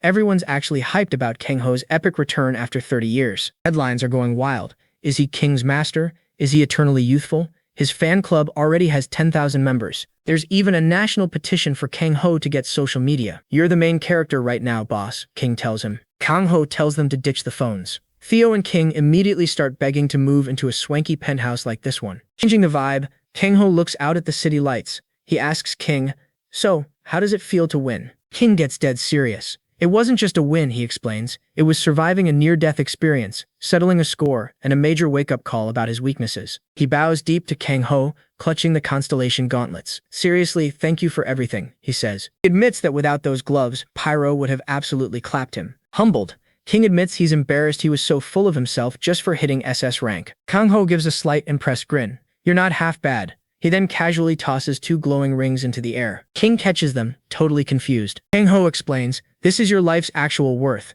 It's the artifact I squeezed from the wind god for saving your neck." He bluntly tells King his life isn't even worth as much as Pyro's fancy magic sword. That truth hits King like a truck. King thinks Kang Ho's right. In this world, where power is the only currency, life just isn't fair. If he hates the unfairness, his only option is to grind and get stronger. With a fierce grin, he declares, "Next time, I'm making sure my life is worth way, way more. I'm going to hit the top of the food chain, just like you, master." Theo, watching King's whole passionate display, just mutters, "Is that so?" Looks like Kang Ho scored himself a very dedicated sub. Just then, King's phone rings. The screen shows a selfie of him, Kang Ho, and Theo. The contact name reads, "My Hero." Kang Ho tells him to answer it. King scrambles, telling the others to chill and make themselves at home. Call is from Go Jae-hoon, lead Chad of the Napa Guild. King answers, tiredly telling the caller to hold the congrats. But the voice on the other end is grim. "I wish. We're in deep trouble. King, you need to get here, ASAP." Turns out the guild master's super secret vault was totally cleaned out, and the culprit, probably the infamous thief, Phantom, who left their signature black card behind. King is shocked. Phantom hit Napa? Kang Ho's expression turns super serious. He flashes back to the bandits he grilled, who mentioned a thief who takes everything and leaves a black card. Meanwhile, on the building's rooftop, fluffy white Mung Chi is just chilling, fast asleep. His ears perk up as a shadowy figure lands silently nearby, trailing sick purple energy. Mung Chi licks his lips, looking up as the figure gets closer. A woman with a light blue ponytail and orange goggles lands with pure grace. A saber tiger? She wonders aloud. How adorable, she grins, petting the surprisingly chill Mung Chi. All right, big sis gotta bounce now. Bye-bye, see ya. With a wave, she casually leaps off the building. Mung Chi just pants happily, rocking a new green scarf now tied around his neck. Attached to it is one of Phantom's signature black calling cards. Meanwhile, at the Lebanon Guild in Daejeon, Kang Tae-hoon slams his desk in a full-blown rage. He's livid that his third team got completely wiped in a mid-tier dungeon. Their remains couldn't even be recovered. Yikes. He ends the call, demanding a more thorough sweep. He sighs, totally frustrated. He thinks about how after the ranking match, his dad dipped right back into seclusion, leaving him to handle all the adulting. Kang Tae-hoon laments that his little brother, the supposed heir, is a total train wreck. Plus, they've already lost 3 guild members to mysterious disappearances this year. What is going on? The latest to vanish was Kim Young-ju, an A-class awakened who vanished into thin air. He stares at an old photo of them together, wondering where his friend could have even gone. To make it worse, public sentiment and association pressure have been brutal since King's humiliating match. If this keeps up, the Lebanon Guild's very survival is on the line. He needs to make a big decision. To save the guild, he needs to hit up his father. As he approaches, the massive door creaks open. He wonders why it's just unlocked. A sinister, swirling green energy pours out from the now open doorway. Uh-oh. He cautiously peeks through the gap, totally bewildered by the scene inside. Reflected in his eye is a dark, hooded figure in the shadows, surrounded by an eerie aura. Is that really his own father? This is wild. While some heavy family secrets were still brewing, our main man Kang Ho was just trying to enjoy a sunny day stroll. But wait, something's different. His giant good boy, Mung Chi, is sporting a new look. He's rocking a brand new, stylish green scarf around his fluffy neck. Kang Ho asks where he got it, but honestly, who cares? Mung Chi just leveled up to extra handsome. That's all that matters. Later, Kang Ho links up with Lee Min-ah at a cafe. Minna is straight up exhausted, just wanting to retire from being the association chairman. Kang Ho teases her about looking so spry, which of course makes her blow up. Elder abuse, she yells. She quickly switches gears, bringing up Phantom, that mysterious thief, and why the Napa Guild is so quiet about the recent heist. Reason 1? Pure, unadulterated pride.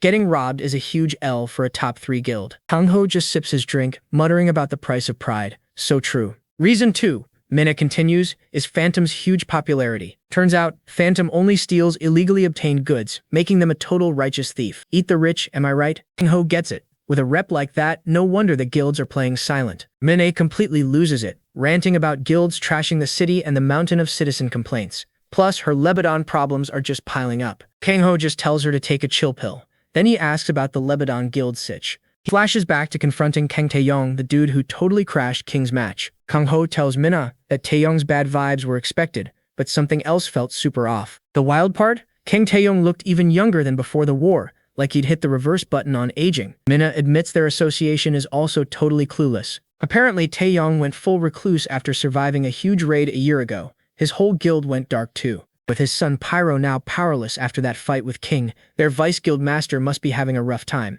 Talk about nerfed. Just like me, Minna groans, flashing her phone, which is absolutely flooded with notifications. Zero chill. Done with it all, she gets up to bounce. Kang Ho just tells her to get home safe. Just then, the skies open up. Kang Ho tells Sola it's time to link up with Mung Chi. His mind is racing, connecting all these weird events back to Kang Tae-young and that raid from a year ago. Bro, what is he cooking? Waiting at a crosswalk, he spots someone across the street. It's a woman with light blue hair, rocking a super familiar green scarf. It's the exact scarf Mung Chi was wearing. At the same moment, Mung Chi catches her scent and looks up excitedly. The woman turns back, catches his eye, gives a playful wink, then poofs into the crowd. smooth. Elsewhere, Theo begins training King, asking if he's ready to learn the secret Italug family methods. This is gonna be wild. King agrees, but he looks super anxious about what's coming. Same, King, same. Kang Ho tells King he should definitely learn it. Theo, ever the taskmaster, calls for them to focus. Asked about his sudden change of heart, King admits he was ashamed of his own SS rank arrogance. Character development, folks. Theo starts, flexing his power by instantly gathering a dense orb of pure purple mana. Seriously OP.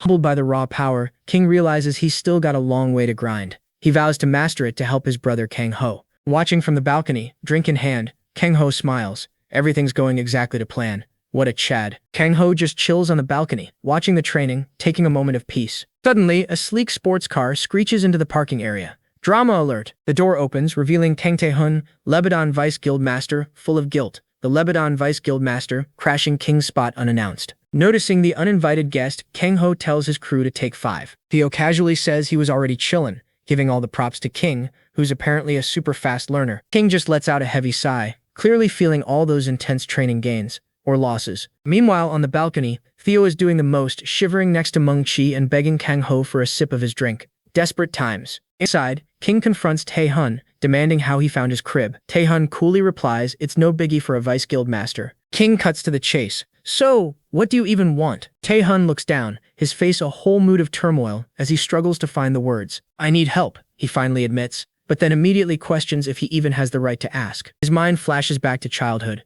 He just stood there while his brother relentlessly bullied a young king. Not a good look. He admits it internally. I knew what was up, but I looked away just to keep my peace of mind. Oof, that hits different. Overcome with guilt, Tae-hun stands and gives King a super deep, formal bow, apologizing for everything. King is absolutely stunned. Tae-hun just says he finally had to get it off his chest. Thanking King, Tae-hun turns to leave. King just watches him go, totally bewildered. King's thinking, what's up with him? Dude looks like he's walking to his doom. Big yikes. Just as Tae-hun hits the door, Kang Ho steps out of the shadows. You done here? He asks, calm as ever. Kang Ho looks him up and down. Terrible, you know that? He adds.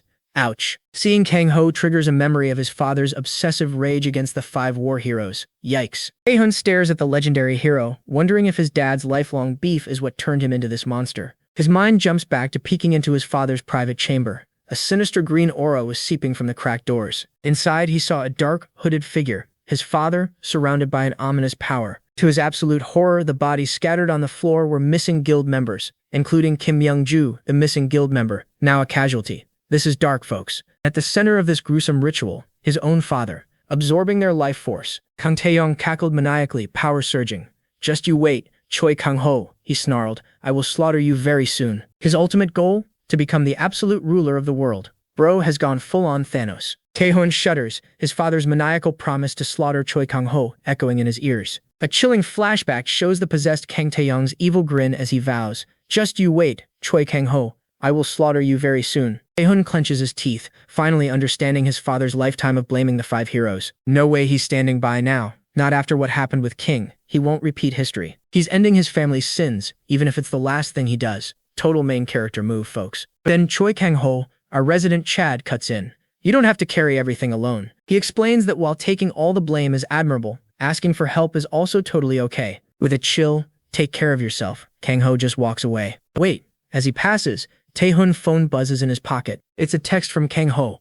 Got your number from the association. Call me if you're in a pinch. Later, at the Lebanon Guild's main estate, a storm is brewing. Tae-hun is ready for a showdown. Sword in hand, he strides with grim determination down a long, dark hallway. He opens a heavy door. His father is waiting.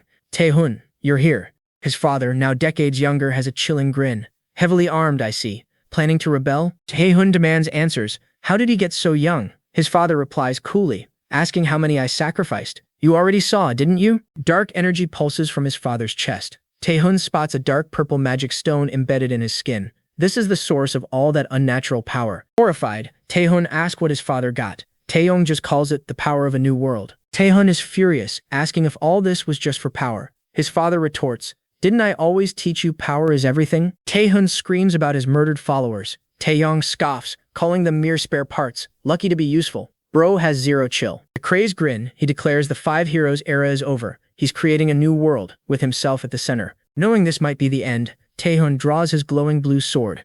Father, I will put an end to your world. Taeyong just chuckles, completely unimpressed. Put an end to it? Who exactly is stopping whom, kid? He unleashes a massive wave of dark energy, blasting Taehun clear out of the building. The city's too dangerous.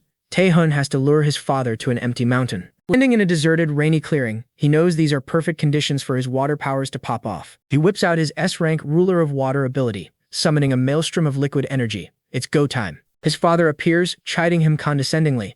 You used to be such an obedient child. Now you're using your abilities against your own father? He has a nasty grin, saying it's a shame. His younger brother would have understood. Yikes. Taehun realizes his father is completely unhinged. Yeah, well, he's not his brother. He unleashes 2 massive water dragons, sending them hurtling toward his father. Taeyong calmly swats the attack away. Looks like you forgot who your father is. He then reveals his codename, Wind God, the SS rank awakened, and he unleashes his true power. He conjures razor-sharp winds. They slice through the water dragons like butter, overwhelming Taehun's entire attack. Taehun struggles, teeth gritted, against the crushing pressure. A ghostly reaper appears behind him. Taeyong declares, "Let me correct your mindset, boy." The dark wind intensifies, creating a vacuum. Taehun gasps, suffocating. He can't breathe. His father lectures him on the 5 heroes' hypocrisy, ranting that in this world, power is justice. He screams at Taehun, "Power is the only thing that matters in this world." Slammed by his father's overwhelming power, Taehun hits the wet ground hard, completely defeated. Big L for our guy. Standing over him, Kang Taeyong has a condescending look. Well, changed your mind now? But Taehun refuses to quit. Trembling, he pushes himself up, gripping his sword. Still got that main character energy. Taeyong just clicks his tongue, calling his son a stupid boy, before lunging forward. He grabs Taehun by the face. A horrifying surge of energy begins draining his son's power. Yikes. Taehun screams in agony. His mana is being ripped away. My mana! It's all being sucked into him. As his consciousness fades, he wonders, is this really the end? Suddenly, a calm voice cuts through the storm. It's time to grow up. Then, a massive blade of pure blue energy slices down right between them. The attack erupts in a huge explosion of light and power, violently separating father and son. Talk about an intervention. Taehun is thrown backward. He lands, dazed and panting, looking up in disbelief. How did you even get here? It's Choi Kang-ho, the legend himself. He explains that at his age, you just get these instincts. Instincts that screamed a kid was making a huge, dangerous decision. So I stayed nearby, he says. Stepping in when kids do something dangerous? That's an adult's job. He turns to face the fallen guildmaster, blue energy flaring from his aura blades. Don't you agree, Kang Taeyong? Taeyong erupts in maniacal laughter. Finally, today's the day I kill you and become the absolute ruler of this world. Kang Ho just sighs. Clearly, there's no reasoning with this dude. Bro is beyond saving. With a grim, determined look, he accepts the inevitable. So it really has come down to this. Still, Kang Ho turns to Taehun. He reminds him that even though his dad is currently a villain, he's still his father. Taehun just nods, his face grim. He gets it. The feels are real right now. He admits his dad wasn't exactly a Father of the Year candidate, but still, he's family. But the OG Taeyong is long gone, swallowed by power. No bringing him back from that kind of cringe. Kang Ho silently agrees, then turns his gaze to the transformed Taeyong. Taeyong just grins like a maniac, totally hyped to finally take down Kang Ho and conquer the world. Kang Ho sighs again. Yeah, no chill talks happening here.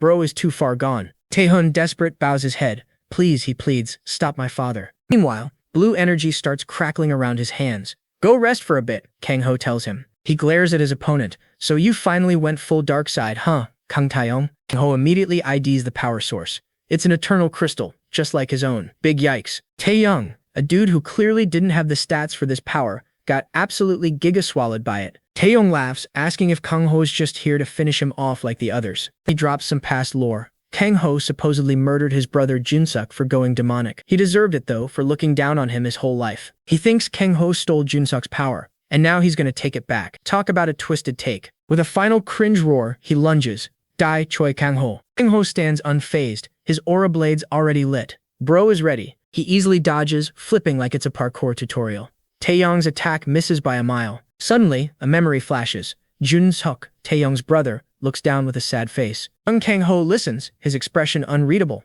What's the tea? Junsuk admits he totally despises Taeyong. He's an annoying pain, but still, he's family. Back in the present, Taeyong is still big mad, flexing about his overwhelming power. Flashback continues. Junsuk explains his brother's been twisted since day one, because he was always getting compared to him. Tragic backstory stuff. As Taeyong unleashes a literal tidal wave of dark energy, Kang Ho preps his counter move. Blue lightning erupts around him, forming a massive cross of pure energy. Talk about a glow-up. The memory ends with Junsuk's last request. Don't hate him too much, just knock some sense into him. I'm counting on you, he says. With his friend's wish locked in, Kang Ho dives down like a human meteor. The attack smashes straight through Taeyong's defenses, shattering them like cheap glass. He lands a devastating punch connecting right with Taeyong's jaw. Oof, right in the chin. Taeyong can't even believe it. Kang Ho just hard-countered his new power like it was nothing. What a monster. Kang Ho looks down, ice cold. Seriously, when are you going to finally grow up? He screams in pure frustration. Why you always have to force my hand like this, while beating the shiz out of Taeyong? Tae-hun can only watch, tears streaming, as his father gets absolutely clapped. Kang Ho grabs the battered Taeyong by the collar, blood dripping from his hand. He tells Taeyong the power is too much for his stats. Time to let it go. Taeyong is enraged to be told that he can't handle the power. In a total Hail Mary, he grabs Kang Ho's chest, trying to siphon his power dry. Big mistake. He laughs maniacally, thinking, once I absorb Kang Ho's juice, I'll totally handle it. Delulu, much? He's giddy, realizing Kang Ho was holding back. All that hidden power, now all his, or so he thinks. Kang Ho just stands there, totally unfazed. Go ahead and take it, he says, if you can. Taeyong freezes, bewildered. Kang Ho's not even resisting. Red flag number 1. Suddenly, the energy surging into him becomes an uncontrollable torrent. Way more than he signed up for. He instantly panics. This is too much. His body can't handle the raw power. It's giving overload. He screams, begging Kang Ho to stop. He's literally about to go boom from all the power. Kang Ho's face is shadowed, somber. So this is how it ends, he says. I'm sorry, Taeyong. He pushes the immense power into Taeyong, causing a massive, blinding explosion of light and energy. As his body disintegrates, Taeyong's last thoughts are pure concentrated hatred. Junsuk wasn't enough for you. Now you've taken me as well. What kind of OP power does Choi Kang Ho even have? He wonders just before he fades. As the last bits of his father fade away, Tae-hun can only watch in pure sorrow. Because despite everything, his father was someone he loved. I'm sorry, father, he cries. I'm truly sorry. Watching the grieving son, Choi Kang Ho makes a firm decision. He decides if Tae-hun ever asks, he'll tell him everything. Later, back at King's penthouse, the city's still getting drenched by rain. Good for the vibes. Kang Ho's alone in the penthouse, brooding over the past events. Sulla tilts her head, asking, what's wrong? You got ouchies somewhere? Moon-chi nudges him, worried, but Kang Ho gives a small smile. He's immediately swarmed by his furry squad. Kang Ho laughs, telling the little rascals he's chill and to knock it off. Meanwhile, Theo picks up the purple magic stone Kang Ho looted from Taeyong. He instantly IDs the sus energy. No cap, that's demon realm energy. Kang Ho asks Theo, after Baal clapped you back then, he didn't grab any of that energy? Theo flashes back to that terrible L moment. Baal shattered his familiar and drained him dry, all to power up and ascend to a higher world. Kang Ho wonders if Baal's scheme is more than just a simple power grab. Meanwhile, Theo's over here wishing he had a phone to show off pics of his dad. Breaking the tension, Kang Ho looks around. Anyway, where's the homeowner? He's MIA. Just then, King pops in, looking sharp in a suit and shades. I'm right here, boss. Had to change, I've got work. Kang Ho is impressed. It's been a minute since King dressed up like this. Theo, meanwhile, is obsessed with his smartphone.